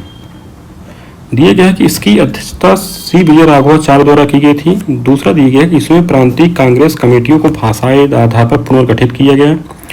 और तीसरा दिया गया कांग्रेस का नेतृत्व 15 सदस्यों की वर्किंग कमेटी को सौंपा गया। बताइए। तो इसमें देखा जाए जो नागपुर अधिवेशन जो 1920 हुआ था ना, इसके संदर्भ में हमारे तीनों कथन सही हैं कि इसकी अध्यक्षता बी राघवाचार्य द्वारा की गई थी और कांग्रेस कमेटी को भाषाई आधार पर पुनर्गठित किया गया था। 2 भी सही है। तीसरा जो है कांग्रेस का नेतृत्व 15 सदस्यों की वर्किंग कमेटी को सौंपा गया था ना, तो भी हमारा सही हो जाएगा। तो विकल्प हमारा डी सही है। 2 3। अगला प्रश्न के लोग, दिए गए निम्नलिखित में से कौन सा तिलक स्वराज कोष की स्थापना का उद्देश्य था। तिलक स्वराज कोष की स्थापना, इसकी स्थापना की गई थी 1920 में। तो दिए गए कि रचनात्मक कार्यों का संचालन, और दूसरा दिए गए स्वराजवादियों द्वारा 1923 के चुनाव में प्रतिभाग के लिए धन एकत्रित करना। तीसरा दिए गया असहयोग आंदोलन के संचालन के लिए धन जुटाना। चौथा दिए गया राष्ट्रीय स्कूलों कॉलेजों की स्थापना। तो इसमें देखिए हमारा कौन सा कथन सही है। तो तिलक स्वराज जो कोष था उसकी स्थापना की गई थी, जो बाल गंगाधर तिलक की स्मृति में किया गया था। तो इनका निधन अगस्त 1920 में हुआ था। तो 1920 में क्या था कि इसकी स्थापना भी की गई थी। तो इसका मेन उद्देश्य था असहयोग आंदोलन के संचालन हेतु धन जुटाना। तो विकल्प हमारा सी सही हो जाएगा। आला पंथ क्यों लोग, दिए गए वर्ष 1931 में हुए गांधी इरविन समझौते के अंतर्गत निम्नलिखित में से कौन से प्रावधान सम्मिलित थे। तो गांधी इरविन के बीच जो हुआ था समझौता, तो उसमें कौन कौन से प्रावधान सम्मिलित थे हमको बताना। तो ये दिए गए कि सरकार ने अहिंसक राजनीतिक बंदियों को रिहा करना स्वीकार किया। दूसरा दिए कांग्रेस ने सविनय अवज्ञा आंदोलन समाप्त करना स्वीकार किया। तीसरा दिए गया कि घरेलू उपयोग के लिए नमक बनाने का अधिकार दिया गया। चौथा दिए गए विदेशी वस्तुओं एवं शराब की दुकानों पर धरना देने का अधिकार दिया गया। तो इसमें हमारा कौन सा कथन सही है। तो पहले देखा जाए तो गांधी इरविन समझौता जो हुआ था ना, ये 5 मार्च 1931 को हुआ था। कब हुआ था? 5 मार्च 1931 को था। तो इसमें जो हमारे जो कथन दिए गए हैं ना, इसमें हमारे चारों कथन सही हैं। अहिंसक राजनीतिक बंदियों को रिहा कर दिया गया, सविनय अयोग्य आंदोलन को समाप्त कर दिया गया, घरेलू उपयोग के लिए नमक बनाने का अधिकार मिला, विदेशी वस्तुओं शराब की दुकानों के सामने जो है धरना देने का अधिकार मिला था। तो इस तरह क्या होता, इसमें ये प्रावधान था कि भगत सिंह, सुखदेव एवं राजगुरु की फांसी को रोकने का जो प्रयास किया था महात्मा गांधी के द्वारा, लेकिन इरविन के द्वारा इनका जो प्रस्ताव था महात्मा गांधी को, उसको अस्वीकार कर दिया गया। तो उस तरह चार कथन सही है, हमारा विकल्प डी से सही हो जाएगा। अगला पंद्रह के लोग दिए गए कि निम्नलिखित में से किसने तमिलनाडु में सविनय अवज्ञा आंदोलन का नेतृत्व किया था। तो सविनय जो तमिलनाडु में सविनय अवज्ञा आंदोलन दिए गए हैं कि कलप्पर, गोपचंद्र बंधु चौधरी, सी राजगोपालाचारी, सरोजिनी नायडू। बताइए। तो इसमें जो हुआ था ना, तमिलनाडु में सविनय अवज्ञा आंदोलन की जो नेतृत्व किया गया था वो किया गया था सी राजगोपालाचारी द्वारा। इनके द्वारा भी मतलब जैसे जो दांडी मार्च किया गया था गुजरात, उसी तरह मार्च भी किया गया था। कहाँ से कहाँ किया गया था, ये त्रिचनापल्ली से बेदारम तक किया गया था और उनको गिरफ्तार भी किया गया था। तीसरा हमारा क्या बनना, हमारा विकल्प सी बन रहा है। तो अगला पद लिखेंगे लोग। अगले में दिए गए, एक तरफ विद्यालय दिए गए, दूसरी तरफ संस्थापक दिए गए। उसमें तो उसमें हमें बताना है कि कौन सा सुमेलित है। तो एक तरफ पहले दिया गया है न्यू इंग्लिश स्कूल। तो न्यू इंग्लिश स्कूल की जो स्थापना की गई थी बाल गंगाधर तिलक के द्वारा। कब की गई थी, ये 1880 में इसकी स्थापना की गई थी। संस्कृत कॉलेज की जो स्थापना की गई थी ना, वो तो आप लोग जानते हैं कि जोनाथन डंकन के द्वारा की गई थी। जोनाथन डंकन के द्वारा की, कहाँ की गई थी, बनारस में की गई थी ना 1791 में। इतना हमारा दो नहीं समझे थे। वेदांत कॉलेज की स्थापना राजा राम मोहन राय द्वारा 1825 में किया गया था इसकी स्थापना। सेंट्रल हिंदू कॉलेज, ये सब आप लोग जानते हैं कि एनी बेसेंट के द्वारा किया गया था। द्वारा कब किया था, 1898 में किया था। तो हमारा 2 4 नहीं सुने थे, 1 3 सुने थे। तुम्हारा विकल्प ए बन जाएगा। अगला पंद्रह के लोग दिए गए कि मद्रास मजदूर संघ 1918 का गठन निम्नलिखित में से किसके द्वारा किया गया था। तो मद्रास मजदूर संघ 1918 का, जिसमें दिया गया लाला लाजपत राय, सी आर दास, नारायण मल्हार जोशी, बीपी वाडिया। बताइए। तो इसमें देखा जाए तो जो मद्रास मजदूर संघ 1918 में इसका स्थापना की गई थी बीपी वाडिया के द्वारा। तो हमारा विकल्प डी सही हो जाएगा। तो अगला पंथ के लोग, अगला पंथ है निम्नलिखित में किस अधिनियम द्वारा भारतीय प्रशासन का केंद्रीकरण किया गया। दिए गया कि चार्टर अधिनियम 1813, चार्टर अधिनियम 1833, चार्टर अधिनियम 1853, भारत परिषद अधिनियम 1861। बताइए। इसमें देखा जाए ना तो भारतीय प्रशासन का जो केंद्रीकरण किया गया था वो 1833 के चार्टर अधिनियम के द्वारा किया गया था। इसमें क्या किया था, जो कंपनी का जो व्यापार का एक अधिकार था ना, उसको समाप्त कर दिया गया था। और इसके माध्यम से जो सिविल सेवकों की जो भर्ती होती थी वो खुली प्रतियोगिता का आयोजन किया जाने लगा इसके बाद से। और कंपनी का जो कार्यकाल था वो 20 वर्ष के लिए बढ़ा भी दिया गया था। तो इस तरह हमारा क्या हो जाएगा, हमारा विकल्प बी बन जाएगा। तो अगला पंद्रह हम लोग, एक तरफ दिए गए विद्रोह, दूसरी तरफ दिए गए वर्ष। इसमें बताना है कि कौन सा सुमेलित नहीं है। रामोसी विद्रोह देखा था 1822 में हुआ था। कहाँ हुआ था, ये हुआ था पश्चिमी घाट में। और इसके जो नेतृत्व करते थे चित्तर सिंह थे। अहोम विद्रोह 1822 में आप लोग जानते थे, इसके नेतृत्व करते थे, ये असम में हुआ था। गोमधर कुंवर जो थे इसके नेतृत्व करते थे। कोल विद्रोह हुआ था 1831 में हुआ था। कहाँ हुआ था, छोटा नागपुर में हुआ था। चुवार विद्रोह कहाँ हुआ था भैया, चुवार विद्रोह हुआ था ये असम में, ये हुआ था असम और बंगाल में। इसका जो क्षेत्र था ना, असम से लेकर बंगाल, वहाँ उसमें बाढ़ आई थी, तो उसके द्वारा चुवार विद्रोह हुआ था। कब हुआ था, ये 1768 में हुआ था। ये जो सन्यासी विद्रोह हुआ था उसी के बाद चुवार विद्रोह भी हुआ था।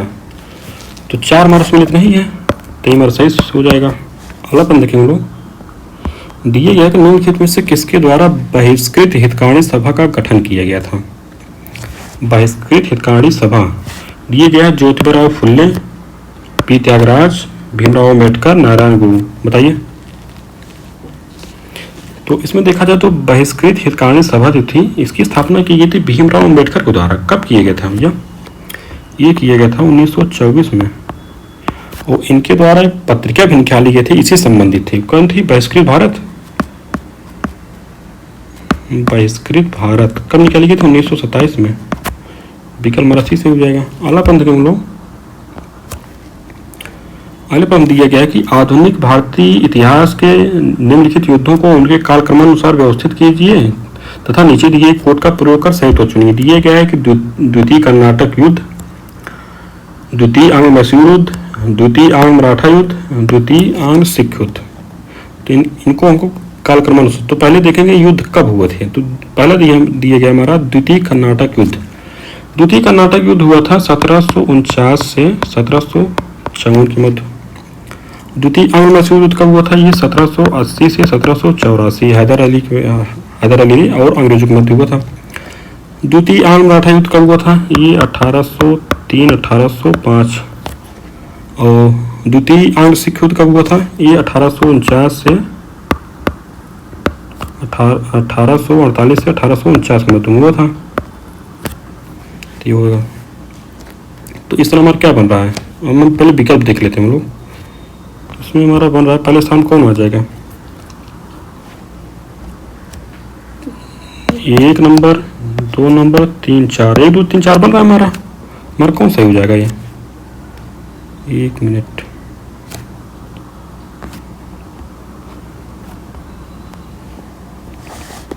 डी में क्या बताना था? काल क्रमानुसार व्यवस्थित कीजिए तथा सही उत्तर चुनिए।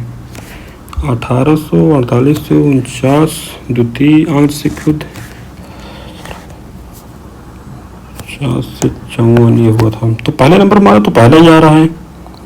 80, 84, 1803, 5। 1, 2, 3, 4 बन रहा है ना ये हमारा। तो इसमें विकल्प में दिए गया क्या? 4, 3, 2, 1 दिए गया है। तो 1, 2, 3, 4 हो जाएगा। 1, 2, 3, 4 हो जाएगा। काल क्रमानुसार व्यवस्थित करेंगे। तो ये हमारा विकल्प डी गलत है। तो विकल्प हमारा हो जाएगा 1, 2, 3, 4। तो अगला प्रश्न देखेंगे हम लोग। अगला प्रश्न दिए भारत में समाज सुधार हेतु विधवा विवाह समाज की स्थापना निम्नलिखित में से किसके द्वारा की गई थी? तो विधवा विवाह समाज दिए गए विष्णु शास्त्री पंडित, करसोनदास मलजी, ईश्वरचंद्र विद्यासागर, गोपाल हरि देशमुख। बताइए। तो इसमें देखा जाए कि विधवा विवाह समाज की स्थापना जो की गई थी ना वो की गई थी विष्णु शास्त्री पंडित के द्वारा की गई थी। कब की गई थी? 1850 में की गई थी। और करसोनदास मलजी जो थे ना इनके द्वारा क्या किया गया था कि इनके द्वारा विधवा विवाह का समर्थन हेतु तो अनेक प्रयास भी इनके द्वारा किया गया था। और इनके द्वारा एक पत्रिका निकाली गई थी गुजराती भाषा में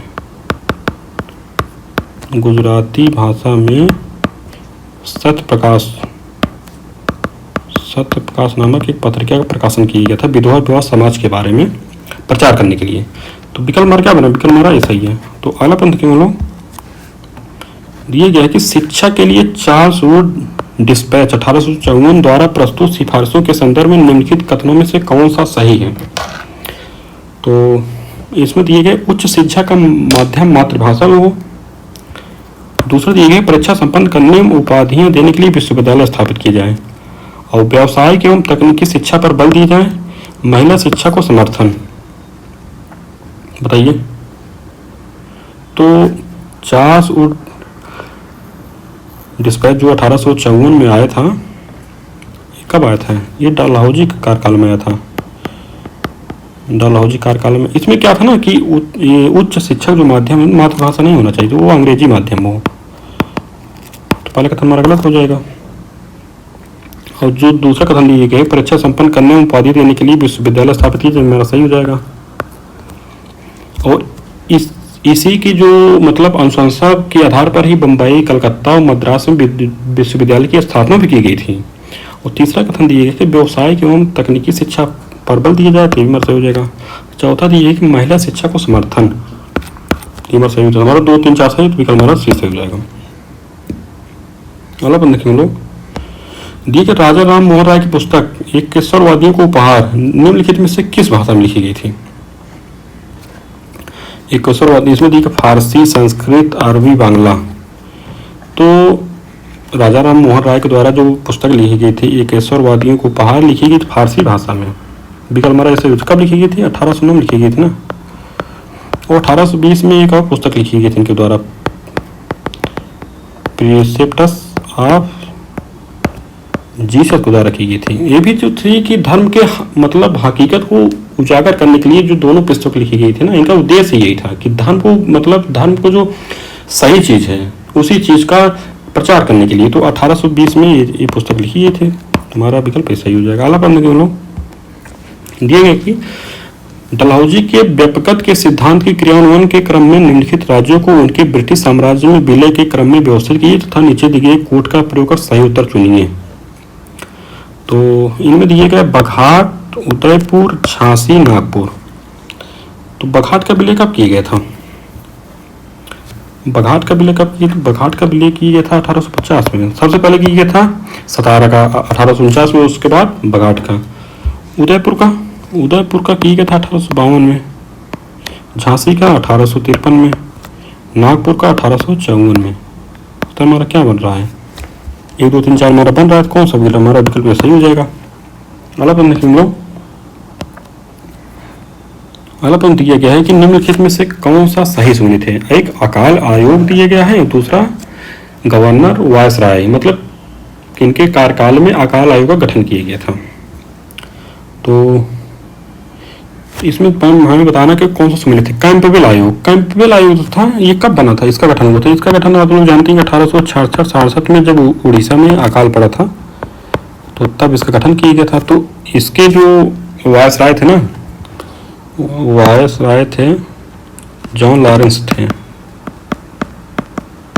हमारा नहीं सम्मिलित थे। स्ट्रेची आयोग जो था ये 1880 में इसका गठन हुआ था। इसका जो वायसराय था लिटन, तो बी मैंने सम्मिलित थे। लायल आयोग का गठन हुआ था 1897 में। उस समय वायसराय कौन थे? वायसराय थे एल्गिन द्वितीय थे, एल्गिन द्वितीय सिविल में थे। मैकडोनल आयोग जो गठन हुआ था ना ये 1899 1900 के बाद जो अकाल आया था ना उसी के पश्चात लॉर्ड कर्जन के कार्यकाल में इसका गठन किया गया था। तो ये हमारा सम्मिलित है, तो विकल्प हमारा डी सही हो जाएगा। अल्लाह पंथ के लोग ठीक है। अस्थायी बंदोबस्त व्यवस्था के संदर्भ में निम्नलिखित कथनों पर विचार कीजिए। अस्थायी बंदोबस्त व्यवस्था के बारे में दिए गए हैं। तो इसमें दिए गए कि इसमें जमींदारों को भू स्वामी स्वीकार किया गया। दूसरा दिए गए इससे दूरवासी जमींदारी का उदय हुआ। और तीसरा दिया गया इसमें भू राजस्व का 1/8 भाग सरकार और 10/11 भाग जमींदार के लिए सुरक्षित किया गया था। इसमें तो आप लोग जानते हैं कि ये हमारा तीसरा कथन तो बिल्कुल गलत है कि जो भू राजस्व का 1/11 भाग था ना वो जमींदार को जाता था और 10/11 भाग सरकार को जाता था। तो हमारा तीसरा कथन गलत है। तीसरा जब गलत हो जाएगा तो विकल्प डी बी सी गलत हो जाएगा, तो विकल्प ए हमारा तो वैसे सही हो जाएगा। तो और दोनों कथन सही भी हैं तो विकल्प हमारा ऐसे हो जाएगा। अल्लाह बंद के लोग दिए गए निम्नलिखित में से किसने कूका आंदोलन को नेतृत्व प्रदान किया था? कूका आंदोलन दिया गया है कि इसके नेतृत्व में भगत जवाहरलाल दिया गया है, राधा कृष्ण दंडसेन, जगबंधु गोमधर कुंवर। तो कूका आंदोलन जो हुआ था वो था 1860-70 के दशक में हुआ था। तो इसके जो नेतृत्व करता थे ये थे भगत जवाहरलाल। और इसका जो शुरुआत हुई थी ना इसकी शुरुआत होती है कि धार्मिक आंदोलन के रूप में, धर्म सुधार आंदोलन के रूप में होता, लेकिन ये इसके प्रचार धीरे धीरे क्या हुआ ना राजनीतिक आंदोलन में बदल गया। तो जबकि इसका प्रारंभिक उद्देश्य था कि सिख धर्म में जो प्रचलित बुराइयां हैं ना और अंधविश्वास है उनको दूर करके धर्म को शुद्ध बनाने के लिए था। तो इस तरह हमारा क्या हो जाएगा? तो हमारा विकल्प ऐसा ही हो जाएगा। तो अगला पढ़ने के लोग दिए गए कि द्वितीय कारखाना अधिनियम 1891 के संदर्भ में निम्नलिखित कथनों में से कौन सा सही नहीं है? तो हमें सही नहीं वाला बताना है कि कौन सा सही नहीं है। इसमें दिया गया है कि 7 वर्ष से कम आयु के बालकों का कारखाना में नियोजन प्रतिबंधित किया गया। और दूसरा दिया गया श्रमिकों के लिए साप्ताहिक अवकाश की व्यवस्था की गई। और तीसरा दिए गए स्त्रियों के लिए प्रतिदिन 11 घंटे कार्य सीमा निश्चित की गई। चौथा दिए गए पुरुषों के कार्य घंटों के लिए कोई सीमा तय नहीं की गई। बताइए, इसमें जो प्रथम कारखाना अधिनियम 1881 लाया गया था ना, इसमें मुख्य रूप से क्या था कि 7 से 12 वर्ष की आयु के बीच बाल श्रम की जो व्यवस्था थी, यानी कि उसके ऊपर प्रतिबंधित करना था कि 7 वर्ष से कम नहीं, 7 से 12 था, यानी 7 से कम तो था ही, और 7 से 12 वर्ष के जो थे निश्चित करना था। और इस अधिनियम में क्या कहता था कि बच्चों के लिए काम के घंटे 9 घंटे तक सीमित थे। तो इसी तरह हमारा क्या हो जाए, हमारा विकल्प ए सही हो जाएगा, क्योंकि सही नहीं है। और दूसरा कारखाना अधिनियम कब आया था? दूसरा कारखाना अधिनियम आया था 1891 में आया था, और ये तो हमारा सही हो जाएगा। अगला प्रश्न में देखेंगे, दिए गए तत्वबोधिनी सभा की स्थापना निम्नलिखित में से किसके द्वारा की गई थी? दिए गए द्वारकानाथ टैगोर, रामचंद्र विद्या बागीश, देवेंद्रनाथ ठाकुर, केशव चंद्र सेन। बताइए कि तत्वबोधिनी सभा की स्थापना किसके द्वारा की गई थी? तो इसमें तत्वबोधिनी स्थापना इसकी कब हुई थी? इसकी स्थापना हुई थी 1839 में। तो 1839 में इसकी स्थापना की गई थी, देवेंद्रनाथ ठाकुर के द्वारा की गई थी। और एक नाम दिए गए द्वारकानाथ टैगोर, ये क्या किए थे? इनके द्वारा जो बंगाल में 1838 में जमींदारी एसोसिएशन की स्थापना की गई थी, जमींदारी एसोसिएशन की स्थापना की गई थी। और आचार्य रामचंद्र विद्या बागीश, ये कौन थे? ये कौन थे कि जब राजा राम मोहन राय 1830 में इंग्लैंड चले गए तो इनके द्वारा ब्रह्म समाज का नेतृत्व किया गया। केशव चंद्र सेन क्या थे ना कि 1858 में ये ब्रह्म समाज की, ये 1858 में ना ब्रह्म समाज में शामिल हुए थे। और बाद में इनके द्वारा क्या हुआ कि एक अलग ब्रह्म समाज बनाया गया, समझ रहे हैं, भारतीय ब्रह्म समाज। तो इस तरह हमारा विकल्प क्या हो जाएगा? मान लो विकल्प सी सही हो जाएगा। अगला प्रश्न देखेंगे लोग, दिए गए कंपनी के अधीन निम्नलिखित गवर्नर जनरलों को उनके कालक्रमानुसार व्यवस्थित किए तथा नीचे दिए कोड का प्रयोग कर सही उत्तर चुनिए।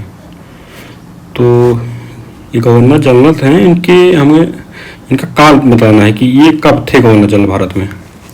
पहले दिए गए चार्ल्स मेटकाफ, तो ये कब थे? ये थे विलियम बेंटिक बाद आए थे, तो 1835 से 1836 में। इनको क्या कहा जाता है? इनको कहा जाता है कि समाचार पत्रों का मुक्तिदाता कहा जाता है। आकलैंड जो थे मेटकाफ बाद आए थे 1836 में, ये होता है। और इन्हीं के समय में क्या हुआ था? आंग्ल अफगान युद्ध भी हुआ था। तो और हार्डिंग था 1844 से 1848, इन्हीं के समय में आंशिक युद्ध भी हुआ था और लाहौर की संधि भी हुई थी। और एक चीज और थी, एक अधिनियम लाया गया था। अधिनियम क्या था? सामाजिक बुराई थी, कन्या भ्रूण हत्या पर प्रतिबंध लगाया गया था हार्डिंग के समय में। एलन बरो आए थे 1842 में। आप लोग जानते हैं कि 1843 में सिंध का विलय भी किया गया था इन्हीं के समय में। तो इस तरह हमारा क्या बन रहा है? हमारा बन रहा है 1 बन रहा है 2 3 4, तो 1 2 4 3 बन रहा है, तुम्हारा विकल्प सी सही हो जाएगा। तो अगला अपन देखें हम लोग, दिए गए पिट्स इंडिया एक्ट 1784 के संदर्भ में निम्नलिखित कथनों पर विचार कीजिए। दिए गए कि कंपनी के व्यापारिक एवं राजनीतिक क्रियाकलापों को पृथक किया गया। दूसरा दिया कि मद्रास एवं बम्बई प्रेसिडेंसी को गवर्नर जनरल की परिषद के अधीन लाया गया। और तीसरा दिया गया इस एक्ट पर विवाद को लेकर लॉर्ड रनौत तथा फॉक्स की सरकार ने त्यागपत्र दे दिया। बताइए, पिट्स इंडिया को जो 1784 लाया गया उसके संबंध में हमारा कौन सा कथन हमारा सही है? तो इसमें क्या किया गया था ना, तो पहला कथन हमारा सही है, कंपनी के व्यापारिक और राजनीतिक क्रियाकलापों को पृथक कर दिया गया। तो उसके लिए क्या था कि एक डायरेक्टर का पद बनाया गया, एक कंट्रोलर का पद बनाया गया। दूसरा दिए गए मद्रास एवं बम्बई प्रेसिडेंसी को गवर्नर जनरल की परिषद के अधीन लाया गया, तो भी हमारा सही हो जाएगा। तीसरा, इस एक्ट पर विवाद को लेकर लॉर्ड नॉर्थ तथा फॉक्स की सरकार ने, इनके द्वारा गठबंधन की सरकार थी, तो क्या किया था कि ये जो इनकी सरकार थी उसको त्यागपत्र देना पड़ा। तो तीसरा भी कथन हमारा सही हो जाएगा। तो इस तरह हमारा डी बन रहा है 1 2 3। तो अगला अपन देखेंगे, दिए गए डचों ने भारत में अपनी पहली फैक्ट्री निम्नलिखित में से किस स्थान पर स्थापित की? दिया गया है कि पेटापोली, सूरत, मुसलीपट्टनम, तिरुपापुलिर। बताइए। तो जो डचों के द्वारा जो पहली फैक्ट्री की स्थापना की गई थी ना, वो की गई थी मुसलीपट्टनम में। कब की गई थी? 1605 में। और इनके द्वारा पुलिकट में भी किया गया था, सूरत में भी किया गया था, करक्याल में, और सबसे प्रसिद्ध इनका था चिंसुरा में। चिंसुरा में भी इनके द्वारा किया गया था, कासिम बाजार पटना में किया गया था। तो इस तरह हमारा क्या बन रहा है? हमारा बिल्कुल सी बन रहा है कि पहला मुसलीपट्टनम, और दूसरा भी जान लीजिए कि 1610 में पुलिकट में किया गया था, वहीं उसी जगह पर आसपास ये हैं दोनों क्षेत्र आंध्र प्रदेश में। तो इस तरह में विकल्प सही है। तो अगला प्रश्न के बोलो, दिए गए निम्नलिखित में से किसने जलियांवाला बाग हत्याकांड के विरोध में अपनी नाइट की उपाधि वापस कर दी थी? जलियांवाला बाग हत्याकांड के विरोध में नाइट की उपाधि वापस कर दिए गए हैं शिव स्वामी अय्यर, रविन्द्रनाथ ठाकुर, शंकर नायर, सर चिमनलाल सीतालवाड़। बताइए। तो इसमें जो थे ना कि जलियांवाला बाग जब हत्याकांड हुआ था तब रविन्द्रनाथ ठाकुर के द्वारा नाइट की उपाधि का त्याग कर दिया गया था। और कब किए थे? ये 1919 में किए थे, मई 1919 में। तो हमारा विकल्प बी सही हो जाएगा। और जलियांवाला बाग हत्याकांड कब हुआ था? ये हुआ था 13 अप्रैल 1919 को हुआ था। तो विकल्प हमारा बी सही है। तो अगला प्रश्न देखेंगे लोग, जिसमें दिए गए निम्नलिखित युगों में से कौन सा सही सुमेलित नहीं है? एक तरफ राज्य दिया गया है, एक तरफ उनके संस्थापक दिए गए हैं। तो हैदराबाद की स्थापना की गई थी निजामुल मुल्क के द्वारा की गई थी, तो हमारा सही हो जाएगा। और दूसरा दिए कर्नाटक में दिए गए मोहम्मद खान बंगस, तो ये नहीं होगा भैया। कर्नाटक जो स्थापना की गई थी वो की गई थी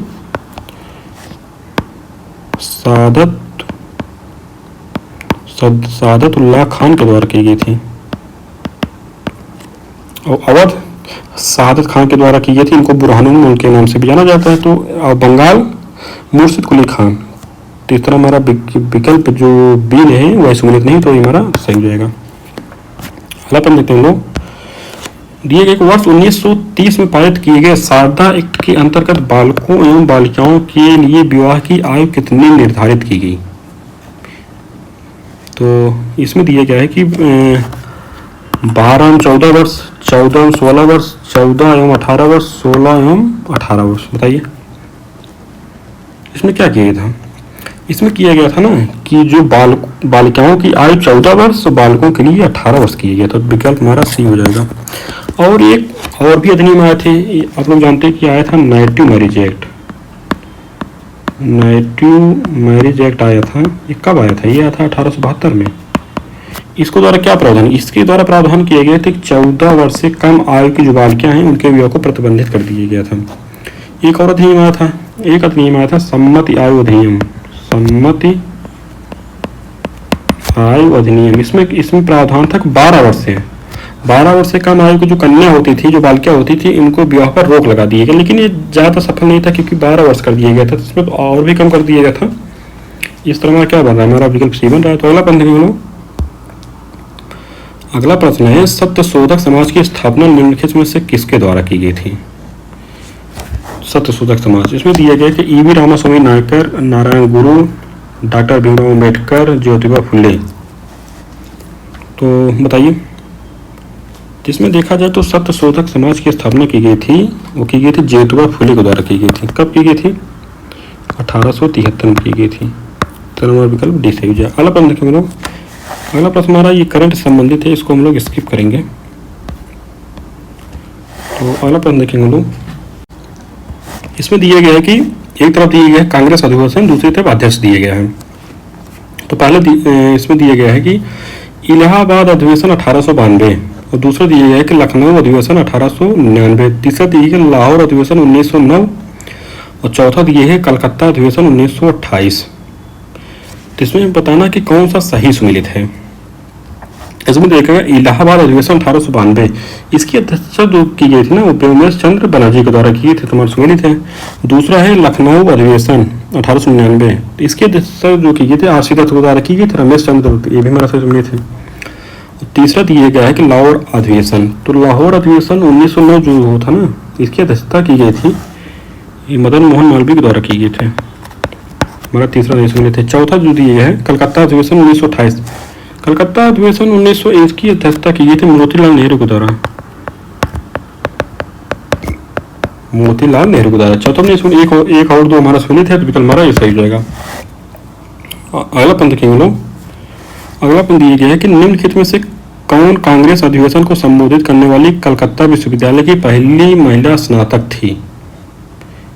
तो इसमें दिए गए अरुणा आसफ अली, उषा मेहता, कादम्बिनी गांगुली, लक्ष्मी सहगल।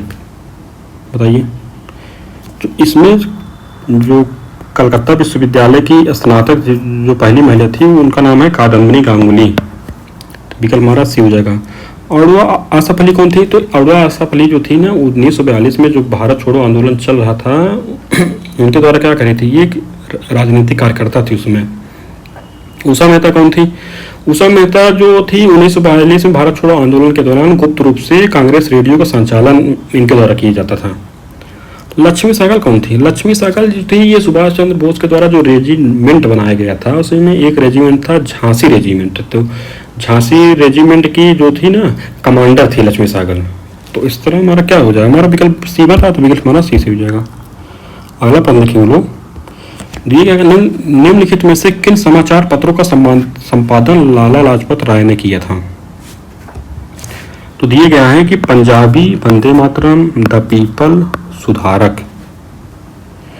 तो इसमें देखा जाए तो लाला लाजपत राय के द्वारा पंजाबी, वंदे मातरम, द पीपल का प्रकाशन किया था, सुधारक नहीं किया जाता था। इसमें हमारा क्या बन रहा है, हमारा विकल्प 1 2 3 है, तो विकल्प हमारा सी सही हो जाएगा। तो अगला प्रश्न देखेंगे हम लोग। दिए गए कि उत्तर प्रदेश किसान सभा का गठन निम्नलिखित में से किस वर्ष किया गया था? उत्तर प्रदेश किसान सभा दिए गए 1918, 1920, 1922, 1924। ये रिपीटेड है, ये अभी पीछे आया था हम लोगों का। इसमें देखा जाए तो ये इसकी स्थापना की गई थी 1918 में की गई थी। किसके द्वारा की गई थी? इंद्र नारायण द्विवेदी, मदन मोहन मालवीय और शंकर मिश्र के द्वारा किया गया था 1918 में। तो विकल्प हमारा ये सही हो जाएगा। अगला प्रश्न देखेंगे हम लोग। दिए गए महात्मा गांधी ने निम्नलिखित में से किस प्रथा के विरुद्ध चंपारण सत्याग्रह किया था? चंपारण सत्याग्रह किया गया था तो दिए गया कि जमींदारी प्रथा, तिनकठिया प्रथा, दुबली हाली प्रथा, ददनी प्रथा। तो चंपारण सत्याग्रह जो किया गया था ना वो तिनकठिया प्रथा के विरुद्ध किया गया था। कब किया गया था? 1917 में किया गया था। इसमें क्या हुआ था ना कि जो किसान होते थे उनको जो अपने खेत के 3/20 हिस्से पर नील की खेती करना अनिवार्य कर दिया गया था। और इसमें और भी लोग शामिल हुए थे गांधी जी के साथ में। आप लोग जानते हैं जैसे राजेंद्र प्रसाद थे, JB कृपलानी थे, नारायण पारिक थे, महादेव देसाई थे। तो इस तरह हमारा क्या बन रहा है, हमारा विकल्प बी सही है। अगला प्रश्न देखेंगे। दिए कि मैं एक ही ईश्वर को मानता हूं जो सभी आत्माओं की एक आत्मा है और सबसे ऊपर है। मेरा ईश्वर दुखी मानव है, मेरा ईश्वर पीड़ित मानव है, मेरा ईश्वर हर जात का निर्धन मनुष्य है। तो बताइए ये किसके द्वारा कहा गया था? तो इसमें दिए गए RG भंडारकर, महादेव गोविंद रानाडे, महात्मा गांधी, स्वामी विवेकानंद। तो इसमें देखा जाए ना तो ये जो कहा गया है, जो ये कथन दिए गए स्वामी विवेकानंद के द्वारा कहा गया है। तो ये हो जाएगा। RG भंडारकर कौन थे? RG भंडारकर जो थे अखिल भारतीय सामाजिक सम्मेलन के सक्रिय सदस्य थे। महादेव गोविंद रानाडे तो इनके द्वारा क्या किया था कि दक्कन एजुकेशनल सोसाइटी की स्थापना की गई थी। MG रानाडे के द्वारा दक्कन एजुकेशनल सोसाइटी की स्थापना की गई थी। और महात्मा गांधी के बारे में आप लोग तो जानते ही हैं। तो इस तरह में क्या हमारा विकल्प डी सही है। तो अगला प्रश्न देखेंगे हम लोग। दिए गए निम्नलिखित में से कौन सा अवध में हुए एका आंदोलन का उद्देश्य था? एका आंदोलन जो हुआ था अवध में उसका उद्देश्य क्या था? तो दिए गए कि ब्रिटिश सरकार का विरोध, लगान बढ़ोतरी का विरोध, जमींदारों के अधिकारों की सुरक्षा, जाति व्यवस्था का विरोध। बताइए। तो एका आंदोलन की जो आरंभ हुआ था ये हुआ था 1921 में आरंभ हुआ था। और कहाँ से हुआ था? ये लखनऊ के मलिहाबाद से आरंभ हुआ था। ये इसका उद्देश्य था कि लगान बढ़ोतरी का विरोध करना।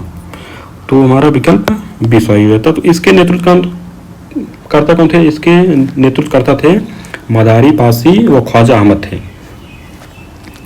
लिख देते हैं मदारी पासी ख्वाजा अहमद थे। तो इस तरह हमारा विकल्प बी सही। अगला प्रश्न देख लो। अगला प्रश्न दिया गया है कि 1937 के प्रांतीय चुनाव में निम्नलिखित में से किन प्रांतों में कांग्रेस ने सरकार गठित की? दिए गए मद्रास, संयुक्त प्रांत, पंजाब, बंगाल। तो जो 1947 में कांग्रेस के द्वारा सरकार का गठन किया गया था, कहाँ कहाँ किया गया था? उनके द्वारा किया गया मुंबई में किया गया था, मद्रास में किया गया था, उड़ीसा में किया गया था, संयुक्त प्रांत में किया गया था, मध्य भारत में किया गया था, बिहार में किया गया था और पश्चिमोत्तर प्रांत में मंडलांतर का गठन किया गया था। तो इसमें पंजाब नहीं भैया, पंजाब बंगाल नहीं, पंजाब में नहीं हुआ था। इतना हमारा एक और दो बन रहा है। तो बंगाल में हुआ था, ये एक पार्टी थी, यूनियनिस्ट पार्टी थी, उसके द्वारा सरकार का गठन किया गया था। और पंजाब में कृषक प्रजा पार्टी थी।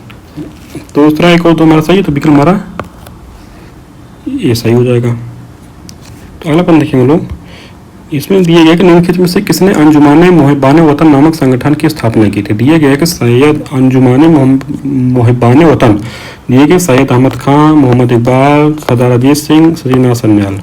बताइए। तो जो अंजुमाने मुहिब्बाने वतन नामक संगठन की स्थापना की गई थी ना, वो सरदार अजीत सिंह के द्वारा की थी। सरदार अजीत सिंह थे जो भगत सिंह के चाचा थे। इस तरह हमारा विकल्प सी से हो जाएगा। तो अगला पन देखेंगे लोग, दिए गए निम्नलिखित में कौन से साम्राज्यी शासकों द्वारा भारत से आर्थिक निकास के घटक थे? तो साम्राज्यी जो शासक थे यानी अंग्रेज थे, उनके द्वारा जो भारत से आर्थिक शोषण हो रहा था, आर्थिक निकास हो रहा था, वो किसके द्वारा हुआ था? उसके घटक कौन थे, उसके कारक कौन थे? तो पहला दिए है कंपनी के भागीदारों को लाभांश, दूसरा दिए गए कि अंग्रेज पदाधिकारियों की पेंशन एवं अन्य व्यय, तीसरा दिए है विदेशी पूंजी निवेश पर ब्याज। तो इस तरह देखा जाए ना, तुम्हारे तीनों जो कारक दिए गए, तीनों कारक सही हैं। इसके द्वारा इसके अलावा एक और कारक हमारा है, जो आप लोग जानते हैं कि सार्वजनिक ऋण जो लिया जाता था, सार्वजनिक ऋण जो विदेशों से लिए जाते थे, ये तो था विदेशी पूंजी निवेश पर ब्याज जो दिया जाता था, लेकिन जो विदेशों से सार्वजनिक ऋण लिया जाता है उस पर जो ब्याज दिया जाता था वो भी इसमें सम्मिलित है। तुम्हारा 1 2 3 सही है, तुम्हारा विकल्प टी बन जाएगा। तो अगला प्रश्न देखें हम लोग, दिए गए निम्नलिखित में से कौन वर्ष 1940 में प्रारंभ किए गए व्यक्तिगत सत्याग्रह के प्रथम सत्याग्रही थे? तो जो 1940 में महात्मा गांधी के द्वारा व्यक्तिगत सत्याग्रह जो चालू किया था, उसके प्रथम सत्याग्रही कौन थे? दिए गए जवाहरलाल नेहरू, ब्रह्मदत्त, विनोबा भावे, महात्मा गांधी। तो जो व्यक्तिगत सत्याग्रह के प्रथम सत्याग्रही थे वो थे विनोबा भावे, पहले नंबर थे। दूसरे नंबर कौन थे? दूसरे नंबर थे जवाहरलाल नेहरू, तीसरे नंबर थे ब्रह्मदत्त। ये हो जाएगा। इस तरह हमारा विकल्प सी से हो जाएगा। अगला प्रश्न देखेंगे। अगला प्रश्न दिए गए, एक तरफ दिए गए समाचार पत्र दिए गए, दूसरी तरफ दिए गए संपादक दिए गए हैं। इसमें बताना है कि कौन सुमेलित है। अल हिलाल, अल हिलाल किसके द्वारा लिखा गया था? मतलब समाचार पत्र जो संपादन किया जाता अल हिलाल, इसका जो संपादन किया जा रहा था मौलाना अबुल कलाम आजाद के द्वारा किया जा रहा था ना। कामरेड का संपादन किया जा रहा था मौलाना मोहम्मद अली के द्वारा किया जाता था।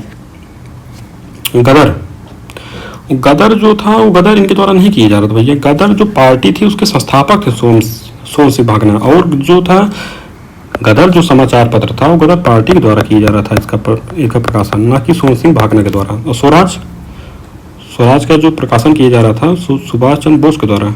एक मिनट, इसमें जो गदर था, एक मिनट सॉरी, तो गदर पार्टी के संस्थापक तो यही थे। गदर पार्टी के संस्थापक थे सोन सिंह भागना, तो इन्हीं के द्वारा ही गदर नामक समाचार पत्र का किया जाता था। स्वराज था ये सुभाष चंद्र बोस के द्वारा किया जा रहा था। बाल गंगाधर जो तिलक थे इनके द्वारा क्या किया जाता था? इनके द्वारा जैसे मराठा था, केसरी था, इनका संपादन किया जा रहा था, और सुभाष चंद्र बोस के द्वारा स्वराज का किया जा रहा था। तो हमारा विकल्प सी से हो जाएगा। अगला प्रश्न देखेंगे लोग। अगला प्रश्न दिए कि चंपारण सत्याग्रह में निम्नलिखित में से कौन गांधी जी के सहयोगी थे? चंपारण सत्याग्रह दिए गए नरहरि पारेख, महादेव देसाई, राजेंद्र प्रसाद, जे कृपलानी।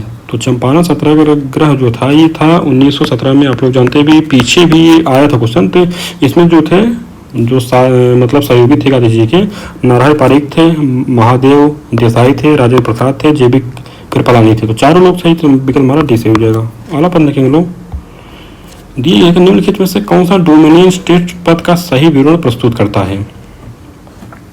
तो इसमें दिया गया है औपनिवेशिक शक्ति द्वारा किसी देश को पूर्ण स्वतंत्रता प्रदान करता है, ये तो नहीं हो जाएगा। ये तो तब उपनिवेश से जब स्वतंत्र ही हो जाएगा तो डोमिनियन स्टेट का कोई मतलब ही नहीं रह जाएगा। और दूसरा ये केंद्र में नाम मात्र के प्रधान के रूप में वायसराय तथा प्रांतों को पूर्ण स्वायत्तता, ये भी नहीं होगा।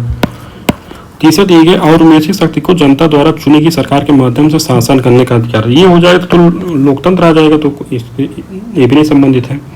चौथा जो दिए गए परतंत्र देश को औपनिवेशिक शक्ति के प्रति निष्ठावान बने रहने की शर्तों पर स्वशासन प्रदान किया जाना, यानी कि अपना शासन, आंतरिक शासन जो है, आप लोग देखेंगे विदेशी शासन जो देखेगा, वो जो देखेगा उपनिवेश जो होगा, जो साम्राज्यवादी होगा, उसके द्वारा देखा जाएगा विदेशी मामलों को। तो पीएल हमारा ठीक सही हो जाएगा।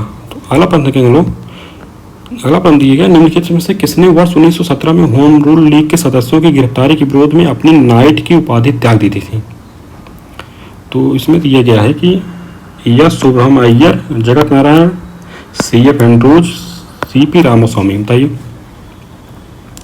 तो इसमें जो नाइट की उपाधि जो तागी गई थी ना, वो एस सुब्रह्मण्यम अय्यर के द्वारा तागी गई थी। इसमें जो होम रूल लीग जो था, ये तो था तिलक जी का होम रूल, जिसकी स्थापना हुई थी अप्रैल 1916 में, और इसका जो मुख्यालय था पूना में था। और बेसेंट के द्वारा जो होम रूल लीग की स्थापना की गई थी, उसकी स्थापना की गई थी सितंबर 1916 में, और इसका जो मुख्यालय था वो था मद्रास में। इस तरह क्या हो जाएगा हमारा विकल्प सही हो जाएगा। तो अगला प्रश्न के लोग दिए गए थियोसॉफिकल सोसाइटी की मान्यताओं के संदर्भ में निम्नलिखित कथनों में से कौन सा सही है? थियोसॉफिकल सोसाइटी के संदर्भ में पहला दिए गए आत्मिक हर्षोन्माद एवं अंतर्ज्ञान से ईश्वरीय ज्ञान की प्राप्ति। दूसरा दिए गए पुनर्जन्म तथा कर्म में विश्वास। तीसरा दिए गए सांख्य तथा उपनिषद दर्शन प्रेरणा के स्रोत। बताइए। तो इसमें देखा जाए तो थियोसॉफिकल सोसाइटी की जो स्थापना की गई थी ना, ये इसकी स्थापना की गई थी 1875 में की गई थी। इसकी स्थापना किसके द्वारा की गई थी? ये एक थी महिला एचपी ब्लावत्स्की, और एक थे पुरुष कौन थे? ये कर्नल आलकाट थे। तो इनके द्वारा जो कि 1875 में थियोसॉफिकल सोसाइटी की स्थापना की गई थी। और 1807 में क्या हुआ था, इनकी अध्यक्ष बनी थी एनी बेसेंट, जब कर्नल आलकाट की मृत्यु हो गई थी। तो जो हमारे जो इसके बारे में विशेषता दी गई है, ये तीनों विशेषताएं ये थियोसॉफिकल सोसाइटी की हैं। तो तीनों कथन हमारे सही हैं, तो हमारा विकल्प डी सही हो जाएगा।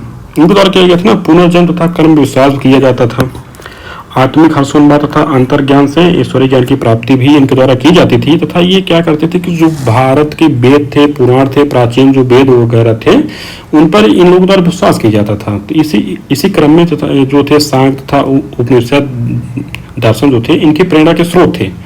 तो तीनों हमारा सही है, तो विकल्प हमारा डी सही हो जाएगा। अगला प्रश्न देखेंगे लोग। दिए गए निम्नलिखित में से कौन सैडलर विश्वविद्यालय आयोग के भारतीय सदस्य थे? तो सैडलर आयोग जो था उसमें दिया गया है कि सैयद हुसैन बिलग्रामी, आशुतोष मुखर्जी, गुरुदास बनर्जी, डॉक्टर जियाउद्दीन अहमद। तो इसमें विकल्प देख लेते हैं। विकल्प दिया गया हमारा 1 3 दिया गया है, 2 4 दिया गया, 1 3 4 दिए गए, 2 3 4 दिए। बताइए कि सैडलर आयोग तो था ना, इसका गठन किया गया था 1917 में किया गया था। आप लोग जानते हैं 1917 में इसका गठन किया गया था। और इसमें जो भारतीय सदस्य थे वो थे आशुतोष मुखर्जी थे और जियाउद्दीन अहमद थे। 2 भारतीय सदस्य थे इसके। तो हमारा क्या हो जाएगा, हमारा 2 और 4 इसका सही हो जाएगा। और ये जो बना था ये सैयद हुसैन बिलग्रामी और गुरुदास बनर्जी, इनसे क्या संबंध है? इनका संबंध है जो रैले आयोग बना था 1902 में रैले आयोग, उसी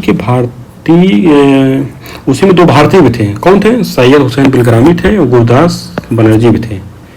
तो इस तरह जो सैडलर विश्वविद्यालय आयोग से संबंधित है उससे आशुतोष मुखर्जी, डॉक्टर जियाउद्दीन अहमद। 2 और 4 में सही है। तो हमारा विकल्प कौन सही हो जाएगा? हमारा विकल्प बी सही हो जाएगा। तो अगला प्रश्न देखेंगे लोग। अगला प्रश्न दिया गया है कि कंडमक की संधि निम्नलिखित में किनके मध्य संपन्न हुई थी? दिए गए अंग्रेज एवं नेपाल, अंग्रेज एवं बर्मा, अंग्रेज एवं तिब्बत, अंग्रेज एवं अफगानिस्तान। बताइए। तो इसमें जो कंडमक की संधि हुई थी ना, ये हुआ था अंग्रेज एवं अफगानिस्तान के मध्य हुआ था। तो इस तरह क्या हो जाएगा? हमारा विकल्प डी सही हो जाएगा। 1879 में हुआ था, 1858 में युद्ध हुआ था 1879 में। और किसके मध्य हुआ था? ये याकूब खान थे, जो शेर अली खान थे, शेर अली खान तो नहीं थे, अफगानिस्तान के शासक थे, तो उन्हीं के बेटे याकूब खान के मध्य अंग्रेजों याकूब खान के मध्य गंडम की संधि हुई थी। तो विकल्प हमारा डी सही हो जाए। अगला प्रश्न देखेंगे हम लोग, दिए गए निम्नलिखित में से कौन सा युग में सही सहूलियत नहीं है? एक तरफ दिए गए पुस्तक और एक तरफ दिए गए लेखक। तो इनमें दिए गया कि पहले पुस्तक दी गई न्यू लैंड्स फॉर ओल्ड, तो इसके जो लेखक है अरविंद घोष है, तुम्हारा विकल्प ये सही हो जाएगा।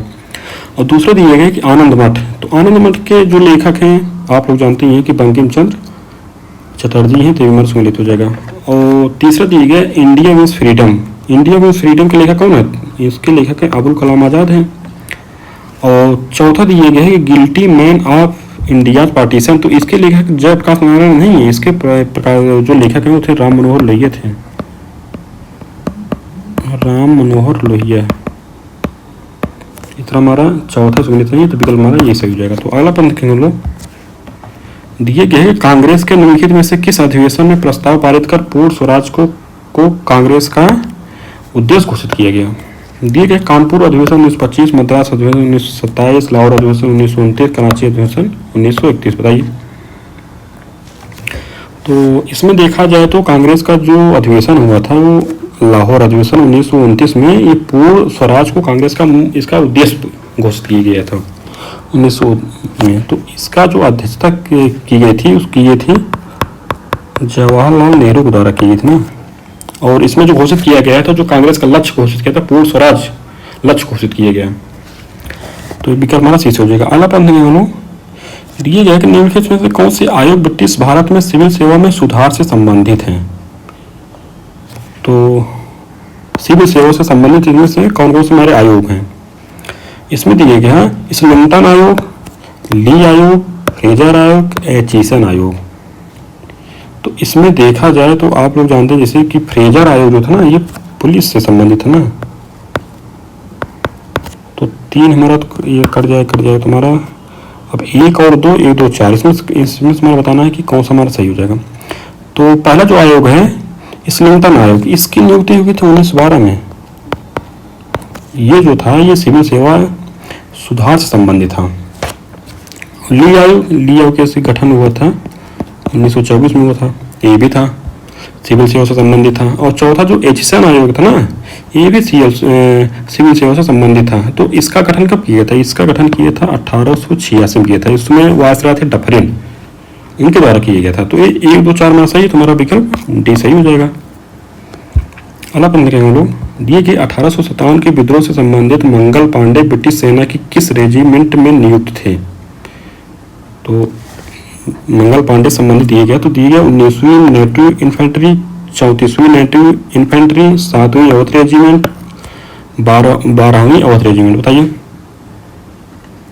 इसमें जो थे मंगल पांडे जो थे ना, ये 34वीं नेटिव इन्फेंट्री से संबंधित थे। तो इनको 29 मार्च को क्या मतलब इन्होंने कारतूस का जो कारतूस आया था जिसमें अफवाह फैली थी कि इसको गायों शुगर की चर्बी से निर्मित किया गया था, उनके द्वारा इसका विरोध किया गया। तो 8 अप्रैल को इनको फांसी दे दी थी ना, 8 अप्रैल 1857 को इनको फांसी दे दी गई थी। इस तरह हमारा विकल्प भी सही हो जाएगा। तो अगला प्रश्न देखेंगे लोग, दिए गया कि निम्नलिखित में किस शासक द्वारा ईस्ट इंडिया कंपनी को बंगाल की दीवानी प्रदान की गई थी?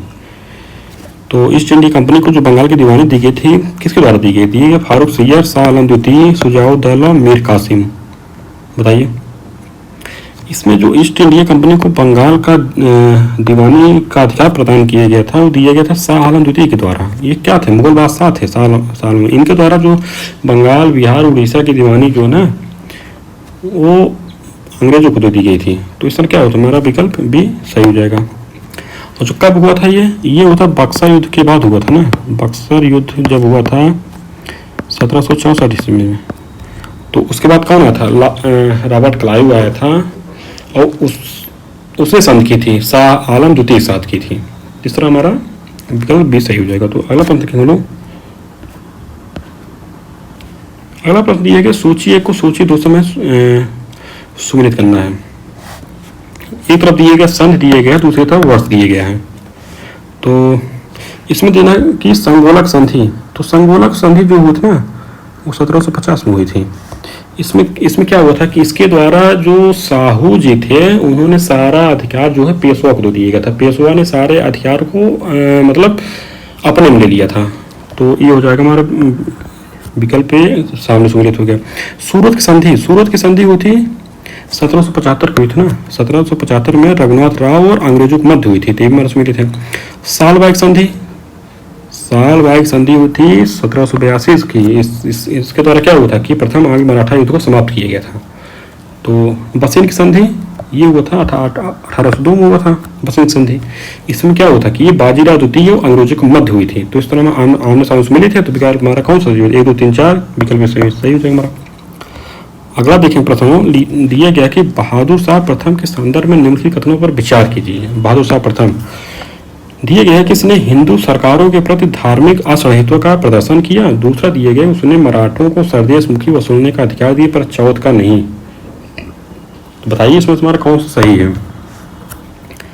तो जैसा आप लोग जानते हैं कि 1707 में जब औरंगजेब की मृत्यु हुई थी तो उसमें जो मुगल बादशाह बना था वो बना था बहादुर शाह प्रथम। कब बना था? 1707 ईस्वी में बना था ना। तो जो पहला कथन दिया गया जिसने हिंदू सरकारों के ऊपर धार्मिक असहिष्णुता प्रदर्शन नहीं किया था भैया, ये सहिष्णुता प्रदर्शन किया था। क्योंकि ये इसका जो कार्य था ना औरंगजेब के विपरीत था। विपरीत जो औरंगजेब था ना वो क्या कहता था, असहिष्णु था धर्म के प्रति, जबकि बहादुर शाह प्रथम ऐसा नहीं था। पहला कथन गलत हो जाएगा। दूसरा दिया गया उसने मराठों को सरदेश मुखी वसूलने का अधिकार दिया पर चौथ का नहीं। तो हमारा सही हो जाएगा, ये बात सही है। तो विकल्प भी हमारा सही हो जाएगा। तो अगला पद लिखें लोग, दिए गए निम्नलिखित में से कौन सी मुर्शिद कुली खां के काल में बंगाल की प्रशासन की विशेषताएं हैं। तो मुर्शिद कुली खां की विशेषता दिए गए खालसा भूमि का विस्तार। दूसरा दिया गया कि इजारा व्यवस्था को लागू करना। तीसरा दिए गए कर वसूली में रियायत। चौथा दिए गए अनुभवहीन ठेकेदारों की नियुक्ति की गई थी। बताइए तो इसमें विशेषता कौन थी। ये मुर्शिद कुली खान का जो प्रशासन था उसकी विशेषताएं इनमें से कौन से कथन में है। तो इसमें देखा जाए ना तो इनके द्वारा जो किया गया था खालसा भूमि का विस्तार किया गया था। तुम्हारा सही हो जाएगा। दूसरा किया गया था इनके द्वारा जो इजारा व्यवस्था को लागू किया, जो ठेकेदारी प्रथा नहीं होती है राजस्व वसूलने का, वो भी लागू किया गया था। दूसरा तो कर वसूली में रियायत नहीं दी गई थी। कर वसूली में रियायत नहीं दी गई, बल्कि क्या कहते हैं जो वसूली होती ना वो निर्दयता पूर्वक की गई थी। तो तीसरा कथन में गलत है। अनुभवहीन ठेकेदारों की नियुक्ति ये तो की गई थी। तो 1 2 4 मार सही तुम्हारा विकल्प सी से। तो अगला प्रश्न देखेंगे हम लोग। अगला प्रश्न दिया गया सूची 1 को सूची 2 से मिलाना है। एक तरफ दिया गया अधिनियम, दूसरी तरफ दिए गए है गवर्नर जनरल दिया गया है। तो इसमें देखा जाए तो 1784 का जो अधिनियम कब आया था, ये आया था वारेन हेस्टिंग्स समय में आया था। तो ये हो जाएगा। 1813 का अधिनियम मिंटो प्रथम के कार्यकाल में आया था। और 1833 का अधिनियम हम लोग जानते हैं कि विलियम बेंटिक के समय में आया था। 1853 का अधिनियम आया था डलहौजी के समय में आया था। तो क्या बन रहा है हमारा बन रहा है 3 4 1 2 बन रहा है। तो हमारा विकल्प सी सही हो जाएगा। अगला अपन देखेंगे लोग, दिए गए निम्नलिखित में से कौन सी विशेषताएं 1861 के अधिनियम से संबंधित हैं। तो उसमें दिया गया है कि 1861 जो अधिनियम था तीनों दिए गए मंत्रिमंडलीय प्रणाली का प्रारंभ। दूसरा दिए गए वायसराय को अध्यादेश जारी करने के अधिकार प्राप्त। तीसरा दिए गए द्वैत शासन प्रणाली की समाप्ति। चौथा दिए गए भारतीय सदस्यों को बजट पर चर्चा करने का अधिकार प्राप्त करना। अधिकार जो है इसके तहत प्राप्ति को था। बताइए।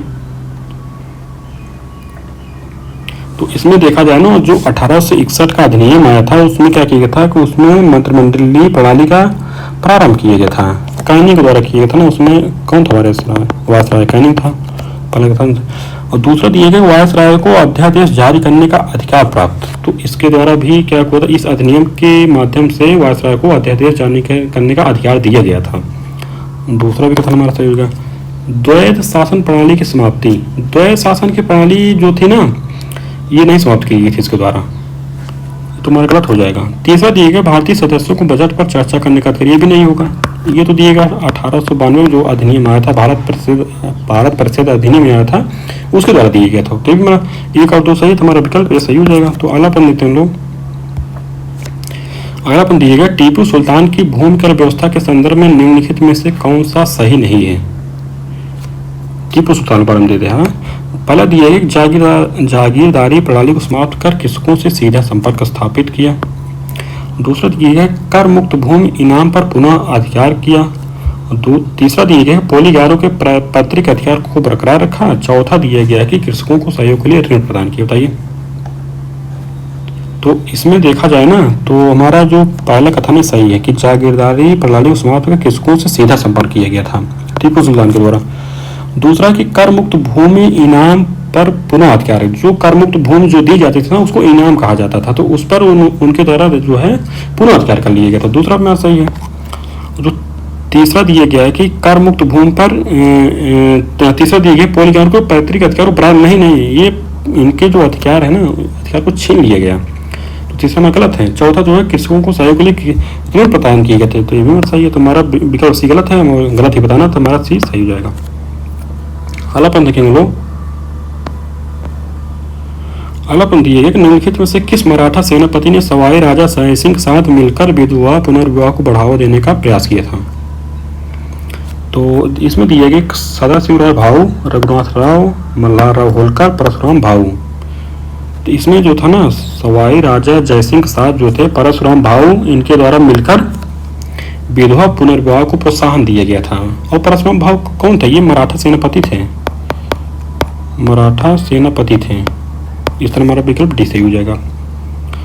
अगला देखेंगे लोग, दिया गया है कि निम्नलिखित में से कौन सा से असहयोग आंदोलन के दौरान रचनात्मक कार्यों में शामिल था? रचनात्मक कार्य जो किए गए थे, इसमें दिया गया कि राष्ट्रीय विद्यालय की स्थापना की गई थी, अस्पृश्यता की समाप्ति की गई थी, स्वदेशी का प्रसार किया गया था। बताइए कि इसमें जो कौन सा कथन जो असहयोग आंदोलन के रचनात्मक कार्यों की विशेषताएं हैं? इसमें देखा जाए तो तीनों जो हमारे कार्य है ना रचनात्मक कार्य हैं। इसमें कुछ जैसे विरोधी कार्य भी किए गए थे, मतलब जैसे नकारात्मक कार्य किए गए थे। वो कौन से? जैसे उपाधियों का त्याग किया जा रहा था, चुनाव का बहिष्कार किया जा रहा था, विदेशी माल का बहिष्कार भी किया जा रहा था, और जो सरकारी न्यायालय थे जो विद्यालय थे ना उनका बहिष्कार किया जा रहा था। तो इस तरह ये सब क्या थे? नकारात्मक कार्य थे। रचनात्मक कार्य भी थे, जैसे क्या थे कि राष्ट्रीय विद्यालय की स्थापना भी हो रही थी, अस्पृश्यता की समाप्ति की जा रही थी। ये सब जैसे सकारात्मक कार्य हैं। स्वदेशी का प्रचार भी किया जाता था, स्वदेशी वस्तुओं को अपनाया जा रहा था और इनका प्रचार भी किया, और हिंदू मुस्लिम एकता को भी बढ़ाया जा रहा था। तो इस तरह क्या हमारा विकल्प डी से हो जाएगा। अगला प्रश्न देखेंगे लोग, ये क्या है कि निम्नलिखित में से किन पर कानपुर खड़ेंद केस के अंतर्गत मुकदमा चलाया गया था? कानपुर खड़ेंद केस दिया गया है, तो इनमें दिए है मानवेंद्र नाथ राय, फिलिप स्प्रेट, सिंगारबलू चट्टियार, बेन ब्रैडले। बताइए, तो इसमें देखा जाए तो कानपुर खड़ेंद केस कब चलाया गया था? ये था 1924 में। इन पर जो मुकदमा चलाया गया था, जैसे यमन राय थे, मुजफ्फर अहमद थे, यसे डांगे थे, शौकत उस्मानी थे, नलिनी गुप्ता भी थी, सिंगारबलू चट्टियार भी थे, ये तो हो जाएंगे इसमें, और गुलाम हुसैन भी थे। और जबकि फिलिप स्प्रैट और बेन ब्रैडले जो थे ना इनका जो संबंध था वो था मेरठ षड्यंत्र से। इनका संबंध जो था वो मेरठ षड्यंत्र से था। ये 1929 में चला गया था। इस तरह एक और 3 सही है। तुम्हारा विकल्प कौन सा बन जाएगा? हमारा विकल्प सी बन जाएगा। तो अगला प्रश्न देखेंगे लोग। अगले प्रश्न दिया गया है, एक तरफ दिया गया कि 1857 के विद्रोह केंद्र दिया गया था, दूसरी तरफ उनके दमनकर्ता दिया गया था। इसमें हमें बताना कि कौन सा सुमेलित है। पहला दिया गया लखनऊ, जो लखनऊ के दमनकर्ता थे वो सेनापति कैंपबेल थे, हमारा सुमेलित है। झांसी में हिरोद थे, बरेली में विंसेंट आयर थे, इलाहाबाद कौन थे? इलाहाबाद में तो आप लोग जानते ही थे, कौन थे? कर्नल नील थे। तो ये हमारा सुमेलित नहीं है। 1, 2, 3 हमारा सुमेलित है, तो विकल्प हमारा सी हो जाएगा। अगला प्रश्न देखेंगे लोग। अगला प्रश्न दिए कि निम्नलिखित में से किस आंदोलन के दौरान गढ़वाल रेजिमेंट के सिपाहियों ने खुदाई खिदमतगार के लाल कुर्ती धारकों पर गोली चलाने से इनकार कर दिया था? तो इसमें दिया गया कि खिलाफत आंदोलन, असहयोग आंदोलन, सविनय अवज्ञा आंदोलन, भारत छोड़ो आंदोलन। बताइए, तो इसमें देखा जाए ना तो जो सविनय अवज्ञा आंदोलन चलाया गया था उसी में जो था कि लाल कुर्ती धारक जो थे ये उत्तर पश्चिम भारत उस समय का था, वहाँ पे चलाया जा रहा था आंदोलन। उसी आंदोलन में जो उसी आंदोलन को खुदाई खिदमतकार आंदोलन कहा जाता था। उसी में जो लाल कुर्ते धारक थे उन पर जो गढ़वाल रेजिमेंट के सिपाही थे उनके द्वारा गोली चलाने से इनकार कर दिया था। ये कब हुआ था? ये सविनय अयोध्या आंदोलन के दौरान हुआ था। तो इसके नेता कौन थे? इसके नेता कौन थे भैया? लाल कुर्ते धारक। इसके नेता थे खान अब्दुल गफ्फार खान। आप लोग जानते हैं खान अब्दुल, इनको सीमांत कादिर भी किया जाता है। खान अब्दुल गफ्फार खान। और जो गढ़वाल रेजिमेंट था इसके सेनापति कौन थे? इसके सेनापति थे, इसके नेता थे चंद्र सिंह गढ़वाली। इसको जान लीजिए आप लोग, तो विक्रम मरत से हो जाएगा। तो अगला पद लिखेंगे लोग, दिए गए निम्नलिखित में से कौन से ब्रिटिश भारत में कृषि के वाणिज्यीकरण के परिणाम थे? यानी कि जो ब्रिटिश भारत के कार्य थे ब्रिटिश कार्य, उन कार्यों में से मतलब जो कृषि का वाणिज्यीकरण किया गया उसका परिणाम क्या था? तो परिणाम दिए गए हैं कि राष्ट्रीय अर्थव्यवस्था का विकास, राजनीतिक चेतना का विकास, उच्च स्तरीय सामाजिक आर्थिक संरचनाओं का विकास, कृषि क्षेत्र में विशिष्टता एवं तकनीकी का विकास। बताइए। तो इसमें देखा जाए ना तो कृषि का जो वाणिज्यीकरण हुआ था अंग्रेजों के द्वारा उसका परिणाम था कि जैसे राष्ट्रीय अर्थव्यवस्था का विकास हुआ था। इसमें किसानों को भले ही हानि हुई थी, लेकिन जो राष्ट्रीय अर्थव्यवस्था था, चाहे वो तो राष्ट्रीय अर्थव्यवस्था का संचालन जो अंग्रेजों द्वारा किया गया था, सारा लाभ अंग्रेजों द्वारा लिया जा रहा था। भारतीय को उसमें कोई लाभ नहीं हो रहा था, लेकिन हो तो रहा था, राष्ट्रीय अर्थव्यवस्था का विकास हो रहा था। तो पहला हमारा कथन सही हो जाएगा। दूसरा जो है कि राजनीतिक चेतना का विकास होता था। इसमें जो जैसे अन्य देश के हिस्सों में जो आविष्कार हो रहे थे, अन्य जो जैसे उसमें जो खोज हो रहे थे ना, उसमें क्या हो रहा था, जिसे दिखाया जा रहा था। और भारत में क्या हो रहा था कि भारत में शोषण हो रहा था, और उसी शोषण के जब कृषि का वाणिज्यीकरण हुआ तो उसके माध्यम से शोषण भी बढ़ा। जब शोषण बढ़ा तो अन्य जैसे नेता भी आए, तो उनके द्वारा क्या किया गया, राजनीतिक चेतना का विकास किया, कि उनके द्वारा बताया गया कि किसानों का शोषण हो रहा है, तो राजनीतिक चेतना का विकास भी हुआ। दूसरा कथन हमारा सही हो जाएगा। तीसरा दिए गए उच्च स्तरीय सामाजिक आर्थिक संरचनाओं का विकास।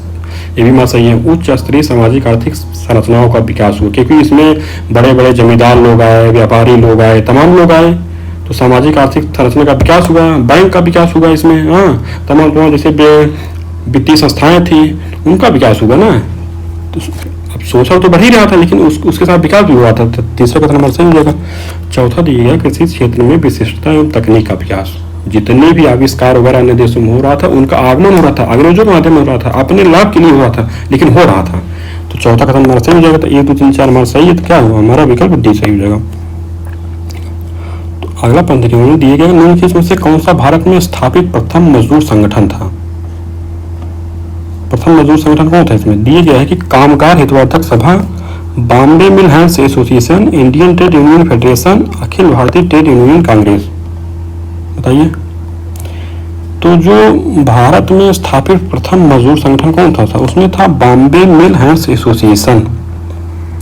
इसकी स्थापना कब हुई थी? इसकी स्थापना हुई थी 1890 में। किसके द्वारा? ये थे एक लोखंडे, मेघाजी लोखंडे थे, उनके द्वारा किया गया था। और कामगार हितवर्धक सभा, इसकी स्थापना हुई थी 1910 में। ये हो जाएगा हमारा। और इंडियन ट्रेड यूनियन फेडरेशन, इसकी स्थापना कब हुई थी? इसकी स्थापना हुई थी 1929 में। किसके द्वारा? एन जोशी के द्वारा। अखिल भारतीय ट्रेड यूनियन कांग्रेस अटक, इसकी स्थापना हुई थी 1920 में। किसके द्वारा? किसके द्वारा हुई थी भैया? एम राव द्वारा हुई थी। इसकी भी हुई थी एन जोशी के द्वारा। ये हमारा क्या बन रहा है इसमें? हमारा बन रहा है बॉम्बे मिल हैंड्स एसोसिएशन हो रहा है, प्रथम मजदूर संगठन था, 1890 में इसकी स्थापना हुई थी। विकल्प हमारा भी सही हो जाएगा। तो अगला प्रश्न देखेंगे लोग। अगला प्रश्न दिया गया निम्नलिखित में से कौन भारत में प्राच्यवादी शिक्षा के समर्थक थे? तो इसमें दिया गया चार्ल्स विल्किंस दिया गया है, एच विल्सन दिया गया है, जेम्स मिल दिया गया है, चार्ल्स ग्रांट दिए। बताइए। तो इसमें दिए गए जो प्राच्यवादी यानी कि जो प्राचीन शिक्षा है भारत की, यानी वेद पुराणों में संस्कृत है, उसके समर्थक कौन थे? उसके समर्थक थे चार्ल्स विल्किंस थे और एच विल्सन थे, जबकि जेम्स मिल और चार्ल्स ग्रांट जो ना पाश्चात्यवादी शिक्षा के समर्थन थे, यानी कि अंग्रेजी शिक्षा के समर्थक थे। तो 1 और 2 हमारा सही है। कौन बन जाएगा? इसके अलावा और भी लोग थे, जैसे हमारे आप लोग जानते हैं, जैसे विलियम जोन्स थे, वारेन हेस्टिंग के समय में थे, प्रिंसेप भी थे, ये सर हमारा हो जाएगा, 1 और 2 हमारा बन रहा है, तो हमारा विकल्प कौन सा बन जाएगा, 1 और 2, ये हमारा बन जाएगा। और प्राच्यवादी में कौन, जैसे पाश्चात्यवादी में कौन थे, जेम्स मिल थे, चार्ल्स ग्रांट थे, और मैकाले आप लोग जानते हैं, एक और इसमें जोड़ लीजिए, मैकाले भी था। तो ये विकल्प हमारा ऐसा हो गया। अगला प्रश्न देखेंगे हम लोग। अगला प्रश्न दिया गया है कि निम्नलिखित में से कौन सा ब्रिटिश सरकार के अंतर्गत गठित बटलर समिति का उद्देश्य था। तो दिए गए समाचार पत्रों पर लगाए गए प्रतिबंधों की समीक्षा, रुपए को विद्यमान मुद्रा घोषित करना, ब्रिटिश एवं देशी रियासतों के मध्य संबंधों का निर्धारण, भारतीय सेना का पुनर्गठन। बताइए। इसमें देखा जाए जो बटलर समिति ना, इसकी स्थापना कब हुई थी, इसकी स्थापना हुई थी 1927 में। इसका उद्देश्य था ब्रिटिश सरकार एवं देशी रियासतों के मध्य संबंधों के निर्धारण में जो मुद्दे थे ना, उसकी जांच करना, वो जांच करके अनुशंसा प्रस्तुत करना था। इस तरह हमारा विकल्प सही हो जाएगा। तो अगला प्रश्न देखेंगे हम लोग। अगला प्रश्न दिए गए, प्रथम स्वतंत्रता संग्राम पर लिखी गई पुस्तक first war of Indian independence के लेखक निम्नलिखित में से कौन है। दिए गया है Yashwant Sen, B D Savarkar, Ashok Mehta, R C. Majumdar. बताइए। तो जो पुस्तक है कि first war of Indian independence, इसके जो लेखक हैं तो बी डी सावरकर हैं, ये होगा। और इसका प्रकाशन कब किया था, इसका प्रकाशन हुआ था 1909 में हुआ था। यशवंत सेन के द्वारा कौन सी पुस्तक लिखी गई थी, यशवंत सेन के द्वारा लिखी गई थी 1857। अशोक मेहता के द्वारा कौन सी, अशोक मेहता के द्वारा लिखी थी द ग्रेट रिबेलियन लिखी गई थी। आर.सी. मजूमदार के द्वारा कौन सी पुस्तक लिखी गई थी, आर.सी. मजूमदार के द्वारा लिखी गई द सिपाही mutiny and the revolt of 1857 लिखी गई। तो विकल्प हमारा बी सही हो जाएगा। अगला प्रश्न है कानवाली द्वारा किए गए न्यायिक सुधारों के संदर्भ में निम्नलिखित कथनों में से कौन सा सही है। कानवाली इसको द्वारा पहला कथन दिए गए कर एवं न्याय प्रशासन का पृथककरण, दूसरा दिए गए कलेक्टर की न्याय तथा फौजदारी शक्ति समाप्त, तीसरा दिए गए दीवानी अदालतों का सुपानीकरण। बताइए। तो इसमें देखा जो कानवाली के द्वारा जो न्यायिक सुधार किए गए थे, उनके संबंध में कथन दिए गए, पहला कथन कर एवं न्याय प्रशासन का पृथककरण किया गया था, तो हमारा सही हो जाएगा। और दूसरा है कलेक्टर की न्याय तथा फौजदारी शक्तियाँ समाप्त की गई थी, तो ये भी हुआ। इसमें कलेक्टर की शक्तियाँ जो थे कम की गई थी, अलग से न्यायालय की स्थापना की गई थी और राजस्व अधिकारियों की नियुक्ति की गई थी, तो दूसरा हमारा सही है। तीसरा है कि दीवानी अदालतों का सुपानीकरण किया गया था, तो ये भी हमारा हो गया। दीवानी अदालत होती है ना, उनका सुपानीकरण उनका जैसे एक क्रम से दिया गया था, तो इस तरह हमारा क्या हो जाएगा। और ये जो जैसे इनके द्वारा एक संहिता का निर्माण किया गया था, जिसको क्या कहा गया, कानवाली संहिता कहा गया जिसको, और वो जो थी ये संहिता जो थी, ये शक्ति के पृथक्करण के सिद्धांत पर आधारित थी। तो इस तरह क्या हो जाएगा हमारा, तीसरा सही है, तुम्हारा विकल्प डी सही हो जाएगा। तो अगला प्रश्न देखो। अगला प्रश्न हमारा जो करंट अफेयर से संबंधित है, तो इसको हम लोग स्किप करेंगे। इस तरह हमारा जो है ये टेस्ट जो है कंप्लीट हो गया। टेस्ट नंबर 7 था हमारा, ये था फुल टेस्ट था हम लोगों का। तो फुल टेस्ट क्या ठीक है, तो इस तरह हमारा ये कंप्लीट हो गया। तो आगे हम लोग भी टेस्ट को सॉल्व करते रहेंगे। ठीक है, धन्यवाद।